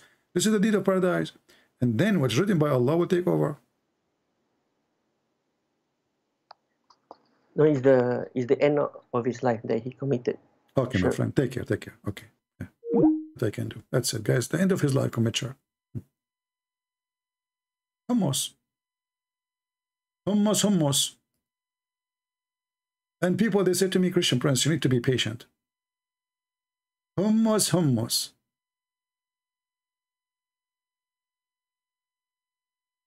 By the way, if you like, you can subscribe to our Truth channel. This is the website of Trump. If you are a person who lives in the state and maybe Canada, I'm not sure, you can, for a state for sure you can join. It's called truthsocial.com, and you will see the address in the screen. And I want you people to do me a favor. Don't text me and say to me, can I talk to you? Especially in the private. If you are a Christian and you want to talk to me, specifically if you are a female, you text me to call me. If we say Christian can call and live on air. Anything else, I will block you. Are we clear? I hope so. So if you are living in the state and you like to join us in the website there, as you see the address, truthsocial.com/@ChristianPrince. This is an account I just created. So in the future, if something happens, something you want to, like we lost our channel, as you see, they are harassing us. This is just additional way to get updated about where a Christian Prince to be found. All right.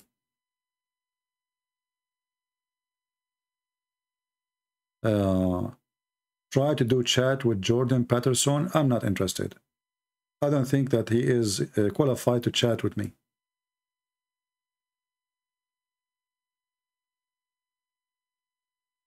What is special about this guy?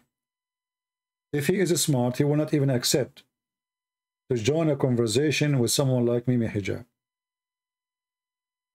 What was the point of him joining Mimi Hijab except giving more publicity to the Muslims? Did he answer anything? Did he teach anything? Did he say anything useful? Those dummies is the one who made Islam famous.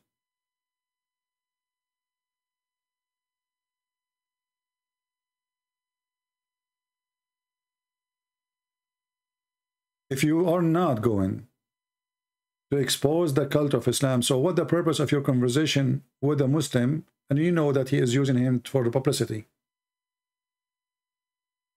Why he accept? Did he debate him? Did he prove him wrong? Did he say something serious? So what is the point of this conversation? It was stupid.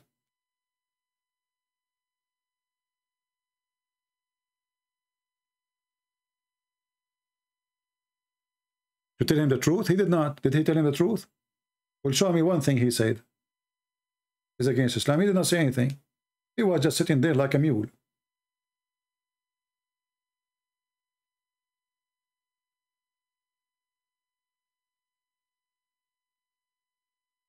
If you are not expert in the topic, then don't put your nose in it until you learn, and then you talk about it. Otherwise, you are just an idiot. All those people who invite Muslims to be in their channels to have a conversation about Islam, and they do not know what Islam is about. They are giving the hand to the Muslims to be popular and to spread Islam, because it is one-way lie and there's nobody doing fact check. You will see a priest. He invite a Muslim sheikh to teach your children how to pray to Allah in the church today. Those are the evil ones in the churches. And did you ask yourself, why Mimi Hijab want to have such a meeting with this person, not with me?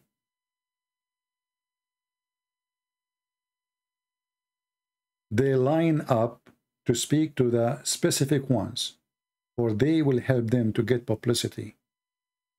And this is the whole point. They will use you. They knew that there's no harm can come from your side. Like when this Mimi Hijab, he got Borat, you know, this Borat, this idiot. And we have them in the intro, right? Why he got Borat?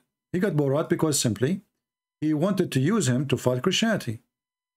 And at the same time, publicity. But with Borat, even though Borat is stupid, it did not go well. Borat, he said that even the Messiah is not the Messiah, so Muhammad is a liar. Borat, he says Jesus was crucified, so Muhammad is a liar. So even when they invited Borat, they invited him. I mean, this guy is an atheist. This is how low they are. They go to the point they are asking atheists to fight against people of Jesus. Can you believe it?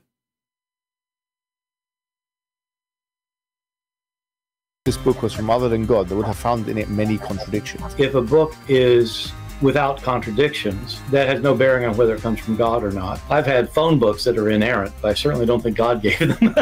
That we... See? And then this guy, he said to him, the Messiah, he thought he is the Messiah. He thought he is not the Messiah. He said that in front of him. Did even Mimi Hijab dare to say to him, what are you talking about? He is the Messiah. The prophet says so. He was sitting like a puppy. You think Jesus was crucified and that he really was dead and buried. He thought that he was a son of God in the sense that he was specially chosen by God. I think so. Jesus was killed. He was crucified. He was really dead and buried, is what he said. And he thought he is a son of God. So all the teaching of Islam is a lie. So they brought this guy to spread lies about Christianity. But even the foolish, they needed their help. He turned the table against them. So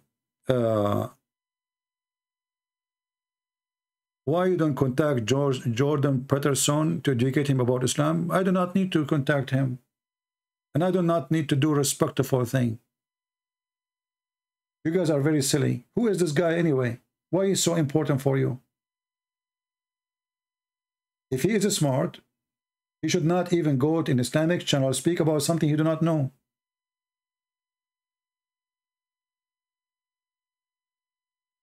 Why you people are like praising him for what? For what exactly? Who is he? People are really mentally ill. They worship celebrity. They worship, if somebody have a millions of subscribers, they worship him. But the guy is an idiot. He did not say one useful sentence about Islam. So if he is smart and he's not an idiot, why he go in a channel? Everybody knows what this channel is about, giving them publicity.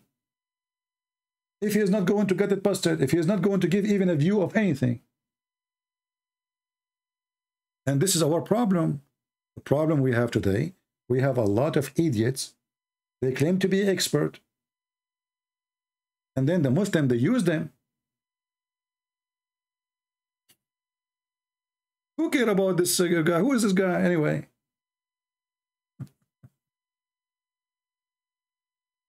And if you do not know anything about Islam, why he's talking about Islam? And then, you know, it's embarrassment.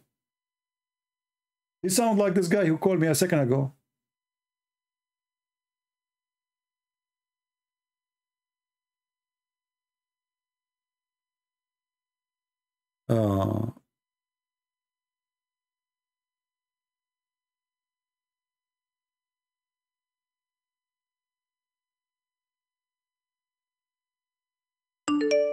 Anyway, people, they worship famous people. I don't know why even he is famous.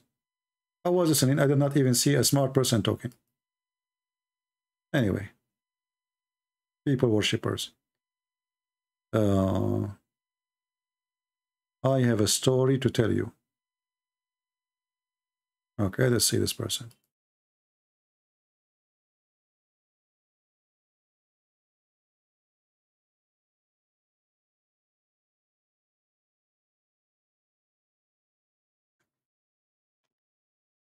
Yes, my friend, you are live on air. Speaker Ahmed. I'm fine, my friend. Go ahead. Let me turn my. So you can hear me? said you used to be a Muslim? No, well, I didn't really worship God in a way, you know. But did you become a Muslim, convert to Islam? What is the story? You said you have a story.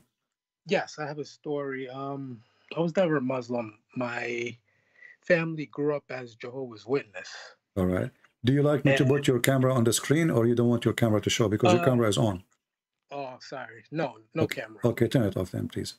Hold on. Let me see how to do that. Just a click and the camera sign is going to go. Okay, go ahead. Good. All right. Cool. Yeah. So my name is Lee. You know, and I'm from New York. Okay. So how to start this? I was living like a good life. You know, my parents grew up Jehovah's Witness. All right. And I didn't really believe in it, you know, because when it comes to like the memorial, what they call it, you know, it's like when you take the bread and the wine. Okay. When you go in the Jehovah's Witness area in the Kingdom Hall, you just look at it. You don't take part in it.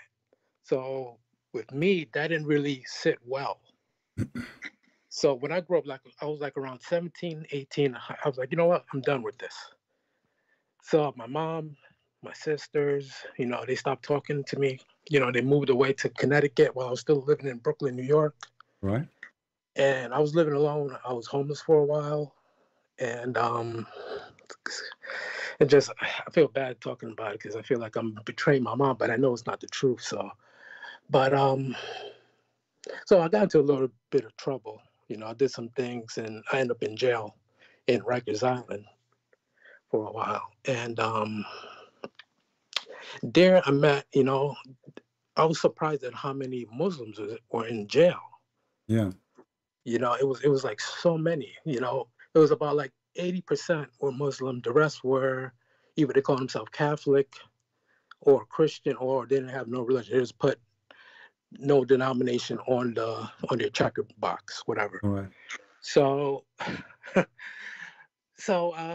can I put this? I did my thing. You know, I'm in jail now. I'm waiting to get bail. My bail was $150,000. My mom, she was trying to get the money. She was trying to sell her house to get the money and put up like what is it called? A percentage down to get me out. Right. But that took a while. So I was sitting there for about like 6, 7, 8 months. And all the time I'm seeing Muslims, and I'm in this dormitory because in Rikers, they have dormitories. They have cells, but most of it is dormitory when they have about like 50 or 60 people, and there's just like different beds next to each other. So I'm in one of these beds, and the rest is just people who are Muslim. So I'm like, why is there so many Muslim here? And I see how they run the prison system. And the way that they run the prison system is with, you know, they come together, they pray. They even asked me once if I wanted to pray with them. I was like, oh, sure. You know, I didn't know what it was. You know, it looked pretty good. You know, see how like they had like a zeal for God, the way that they bow down, the way that they, you know, kiss the floor or whatnot. They put a carpet, they wash their hands and things like that. So I'm like, oh, all right, this is pretty cool. You know, so I call my sister, you know, and ask her, hey, can you go get me one of these hats? I think they call them a kufi or something like that. Yeah. So she got me the hat.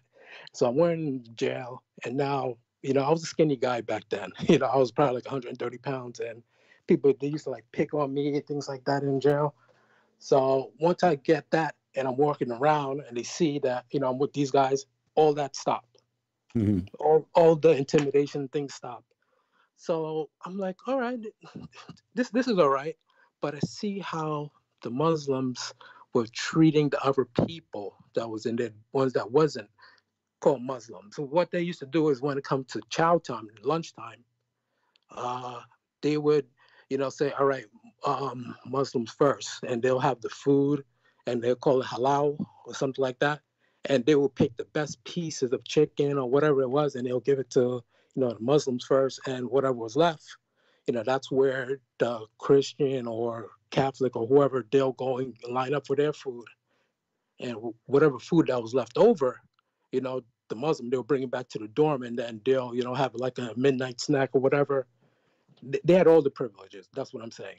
And why the rest, they don't complain? I mean, what kind of authority Why they don't tell their lawyers, tell the people what kind of jail this jail is, if the one who is controlling the jail is not even Muslims? I mean, the police and etc. Why in the world they allow the Muslim to control it? Well, here's the thing. From the East Coast in New York, it's where people say that you don't want to be a snitch. So you be quiet. If you're not quiet, they'll drag you to the bathroom, into the shower, and then they'll beat you up. So that was the thing. It was intimidation that they're gonna call you a snake or a rat or a snitch. So people didn't say anything as long as they're eating, and plus, people had money to buy food from the commissary and things like that. It was all right, but I seen how it was two different things. They would talk about God and the way that they pray and things of that, but the attitudes and the action were different. So there was this one time my bunk used to be next to this Haitian guy, and next to his bunk was a Muslim guy, and this was a very big, strong Muslim man, Muslim guy. And the Haitian guy, he was in jail for murder. And he was telling me, this was what year? This was 2000 and going to 2006. I got arrested in May 2005, going to 2006, and it was New Year's, and we're celebrating New Year's, and the guy, he was crying. He was like, I can't believe how I got myself into this, and this was like around 12 o'clock and after, the ball drop or whatever. So we're talking and he's crying, and the Muslim guy, he was like, you know what? I'm getting out in a few months. You know what? Give me $25,000, and when I get out, let me know who this person is, and I'll go and take care of them. So, and I'm listening to this, and I know what he meant when he said, I'm gonna go take care of them, which means he's gonna go and kill this person, the witness. So I'm like, whoa. This is the same guy that prayed over the meat at lunchtime, and he pray and he talked about this and how God is good, and he talked about he's gonna go and do a murder for hire. I'm like, no, man, this is not right. I didn't say anything because who am I to say anything? So I'm like, wow. So the guy was like, you know what? I'll think about it. But I'm happy now that I know that it didn't happen, because the Muslim guy got into a fight. He tried to steal somebody's tobacco in the dormitory, and then the corrections officer seen him, and they packed him up and stripped him out of that room, so they didn't have any more contact. But from there, I got bail. My mother, she finally sold her house, and she got me the money to get out. And from there I was like, you know what? This thing about Muslims, it just didn't sit well with me. Like, it just didn't. This is not God. Like why would God would want somebody to do murder? And this the person that prays every day. Yeah, they use even the jail system, even though they are criminals, they try to use their religion as a gang system to intimidate, and at the same time to make you join them. Exactly. Yeah. Exactly. So I can see why they were saying to be part of them, because they wanted the numbers. They wanted to take over. They wanted to have things in their way in that dorm where I was at.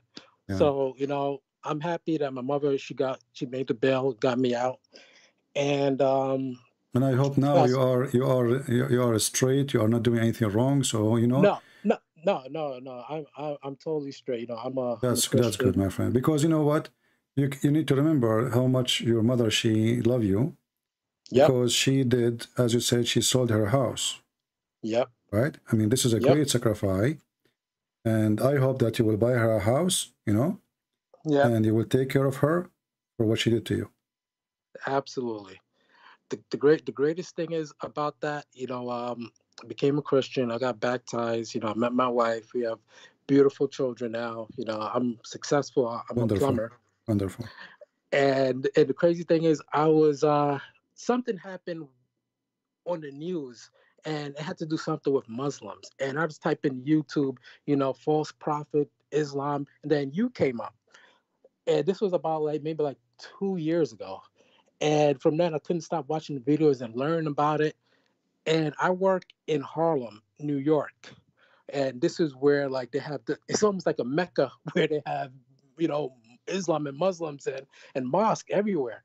So I'm there at the job site. I'm talking to people, you know, I'm talking to Muslims, and I'm showing them, you know, how you're teaching. I'm taking notes, and I'm doing so many things to show them. And, you know, a lot of people are saying, yeah, but this, but that. And the biggest thing what they can't give an answer is Jesus. Like, how did Jesus die when the Quran said that he didn't die? And it's a big contradiction from the Bible to the Quran, and they can't explain that, you know. And from there, I was like, you know, this is just one big. It's a scam. Exactly, you know, it is. Scam. It is. They use the names. You see, it's like Jehovah's Witnesses. They use the Bible. They change just a few letters, a few words, but they change the whole belief. You know. So Islam is the same. In order to be approved, in order to, if I want to come to your house and I'm a thief, and I want to get in your house without making myself breaking a window, so what I will do, I will wear a uniform of the cable company. I knock at the door, and even I will hang a badge, and I will say, I'm from the cable company, you know, we are installing new cable, you know, to upgrade. You open the door for them, they get in, and this is exactly what Islam is. Muhammad, he needed a uniform. And the uniform is Abraham. Yes. Jesus, Moses, you know, this is a uniform. The same one he spoke to the Sabian. With the Sabian, he's a Sabian. With the Christian, he's a Christian. With the Jews, he's a Jew. With the pagan Arab, he's a pagan Arab like them. You know? Yeah. So he's a scam, and that's what scam do. They don't have an opinion. They don't have a color. They don't have like, what do you like? You like to wear a blue suit or white suit? If you are, he's not sure what you like, you know, he will say to you, but if he feel like you like the blue suit, he will say blue suit, you know? Yeah. So he tried to find out what is your opinion, so he can come with you. And this is what the Muslims even say. They say the Prophet in the beginning, he did compromise. So he did forbid the alcohol step by step. He did this and this and step by step. What is step by step? You know, God forbid adultery. How you allow adultery? Even this one needs step by step. He come with the muta. So he is a hypocrite. He is a false man. And when he is around with the Arab who do fornication all over, he said to them, do muta. They like to drink. He said, okay, but don't go to the mosque when you are drunk, because people are making fun of us. That's what happened. He never mentioned it. And even the people, they go naked around the Kaaba, he never made a verse in the Quran saying, it's funny, stop going naked. It's funny you say that, CP, because I have a neighbor, and he's a Muslim. He's a great guy. He's a very hardworking guy. You know, he's a Muslim. And I remember last summer that I'm outside and I'm redoing my pavers. And so, you know, I came out with some few drinks. Maybe a beer. So I came out with a beer. And I was like, hey, you know, here, you know, have one. It's hot outside. He was like, oh, no, I can't drink. You know, I'm a Muslim. That's the first time I realized he was a Muslim. I don't see him go anywhere, things like that. I just know he's just a nice, hardworking business owner. So when he denied, you know, the bear said, you know, he's a Muslim. I'm like, oh, okay. I'm like, huh. I have a neighbor that's a Muslim. I'm like, all right, you know. So his son, you know. But the funny is, they don't drink alcohol now, and their heaven have rivers of alcohol. Hold on. Let me tell you the punchline to this. So his son got married about, you know, like 9 months ago. So I was invited to the wedding. Okay. And when I got there, it was alcohol flow for everybody. He was drinking, everybody was drinking, and that was just so contradictory. Like I was like, you know, I love him as a neighbor, but I'm like, how can this be a religion where people actually take it seriously, thinking that they're going to go to heaven, believing in this? And the father was there. The father was drinking. The father had meat or whiskey. Yes. He was drinking or not? He was drinking. Yes. So why he said to you, I don't drink? I have no idea. That's why. Hypocrite, you know, like, hypocrite. It was the moment of hypocrisy. But when he went to the party, he forgot what he told you before. Anyway, my friend, I'm happy to have you, and thank you for calling us. And we are glad for you that you are out of jail and now you have a good life with your family. We pray for them. We pray for your children.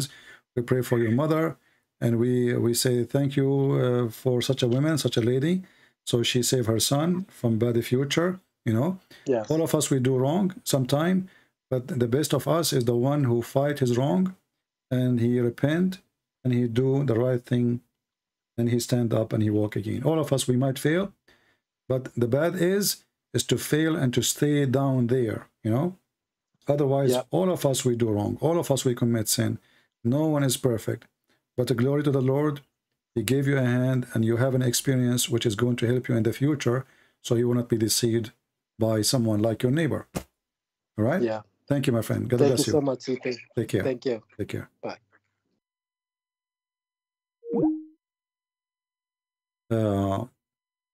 You know, you hear stories every day, and you learn. Life is a school, you know. Life is a school. There's a school you go to, and there's a school that come to you. That is life. You know? This is why we say there are some people, they grow old and they get wiser. Not everybody get older and get wiser. Some people, they get be a teenage when they get old. Somebody saying he want to talk to me one-to-one. I don't know what does that mean. He means you want to go live. If you cannot talk live, my friend, I cannot talk to you.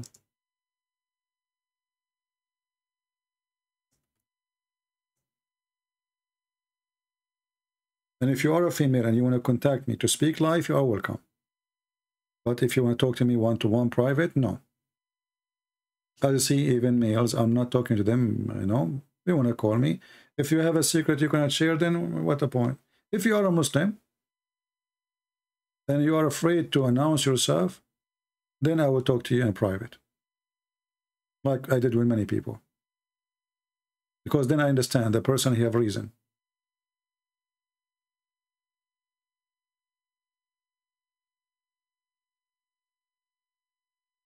Any other one when I call? Well, I think we have enough for today. I hope you guys, you have a good time. And you just see the Muslims. You know, you notice that the first Muslim was a pure liar, fabricator. The second one, he is a nice person, but he played dumb. Like each time the question became so embarrassing, what he play a fool. Like I do not know. It's a new trick. They play it from time to time in order to avoid answering something embarrassing. All right? Just to remind you, in the screen you see, I have a new account. This is a Trump website. In case you do not know Trump, he have now his own social media. And it's called truthsocial.com. And this is my address there. You can search me and you can join me. And if you don't live in the state, well, don't worry about it. But at least, you know, it's just a way of communication. In case we lost communication somehow, as you know, they are harassing us. You know, Facebook against us, Twitter against us, YouTube against us. So there, at least those who they are in the state, they can go and check with the Christian Prince where he is now, and they can spread the news. It's just a way of communication, if you care. All right? So, and the link is down in the info. You can join us. And actually, I think for some reason, the number of people who they are joining is increasing fast. And I thought that this Trump website will not be really too much popular by now, you know. But look like it is. Let me see now.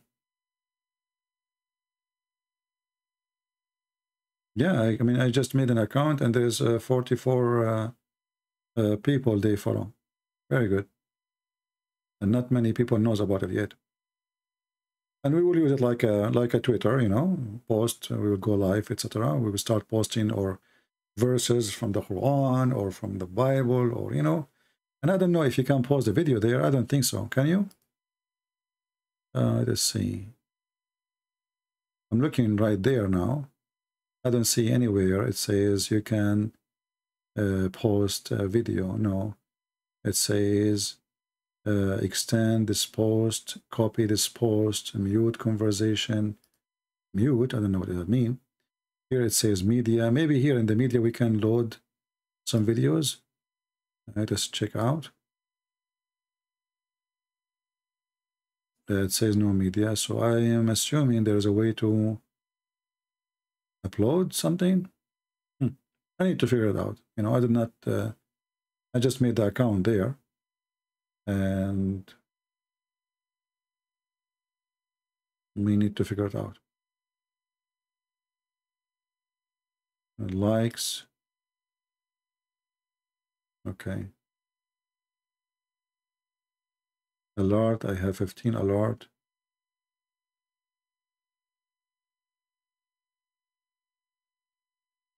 All right. Very good. It's just a way of communication. And by the way, those who ask me about this person who is named Patterson, I'm not against him. You know, I mean, maybe the guy is an even very good guy. I don't know. But what makes me upset of people is if you cannot go and do damage to a cult, then why you accept their invitation? Are you a fool? Are you trying to promote them? If now somebody is from Jehovah's Witnesses and he called me, I'm not going to do an interview with him. Otherwise, I'm promoting Jehovah's Witnesses. If he says something, I'm going to get him busted. So if I give him the microphone and he starts making lies and lies and lies, and Christian Prince stays silent, that means he agrees. He don't have objection. So what's the point of this meeting, so-called meeting or so-called interview? What exactly we accomplished? If I'm going to call a Muslim call me now, and he can say all the lies, and I say I refute none. So what the point of allowing the Muslim to speak to thousands of Christians, lying to them? If I don't expose their lies, that means I'm promoting Islam.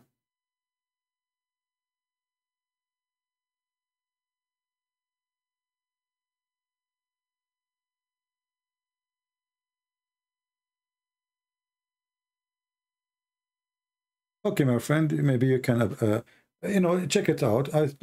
Because I believe before I checked the Trump website and it was not really open for people to register, but this is new, so I registered. Let us see in the future. I think they will open it for everybody, and we will see. They mention someone from the Quran. They say peace be upon him. Well, you know, in the Quran, there is nowhere it says peace be upon him about Muhammad. The Quran says Sallallahu alayhi wasallam. Salah mean pray.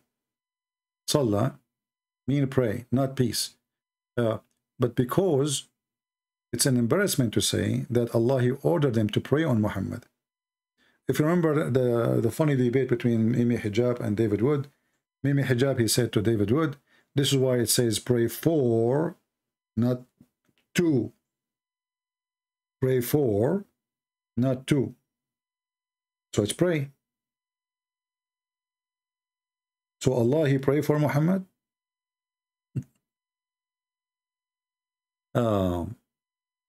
Anyway, I think we have enough for today. And we did not get any call from the Christians, even though I said if you are a Christian, you can call, except one person only. The last gentleman, he called us. Looks like people don't like the idea, maybe.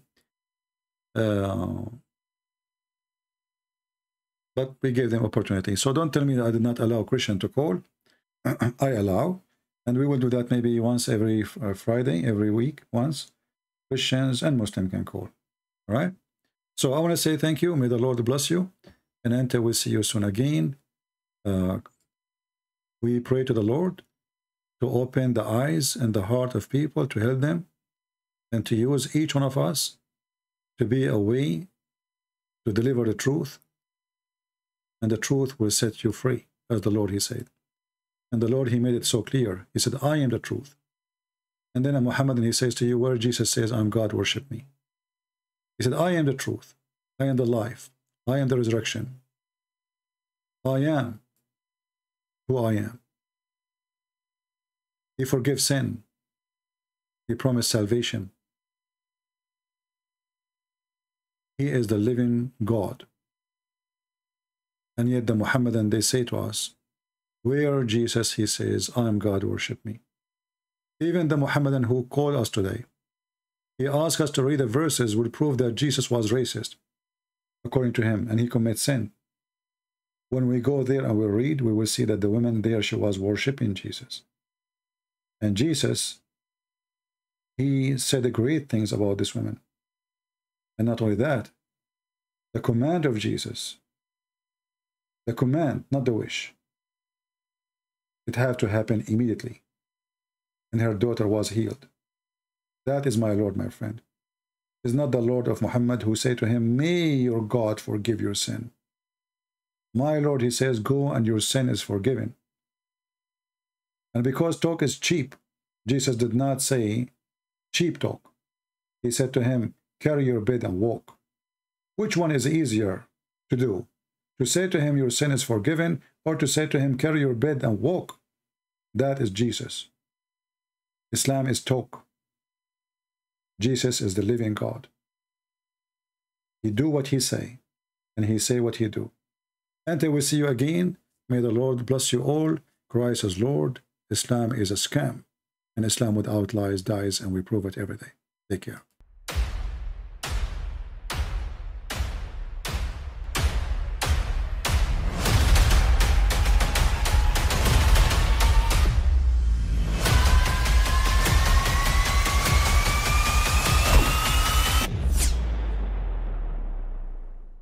But I mean, again, he doesn't know who Gabriel is, right? Because he didn't come from an Abrahamic faith. The people of Mecca were pagan. The Quran is mentioned, if this book was from other than God, they would have found in it many contradictions. If a book is without contradictions, that has no bearing on whether it comes from God or not. I've had phone books that are inerrant, but I certainly don't think God gave them. That we believe without understanding. The brother asked a very important question, that most of the scholars say that listening to music, watching movies, and most of the television programs, they're haram. So how can we have fun? Let me tell you, brother, at the outset, that having fun is permitted in Islam as long as the fun is halal fun. That the standard narrative has holes in it. The Prophet tells us because Satan or the devil sleeps over our nostrils. Those who oversleep and not pray Fajr on time, Satan urinates in their ears. I really do think Jesus was crucified and that he really was dead and buried. He thought that he was a son of God in the sense that he was specially chosen by God. I think Jesus really did think he was going to be the Messiah, the future king of Israel. I mean, that is, after all, why they crucified him.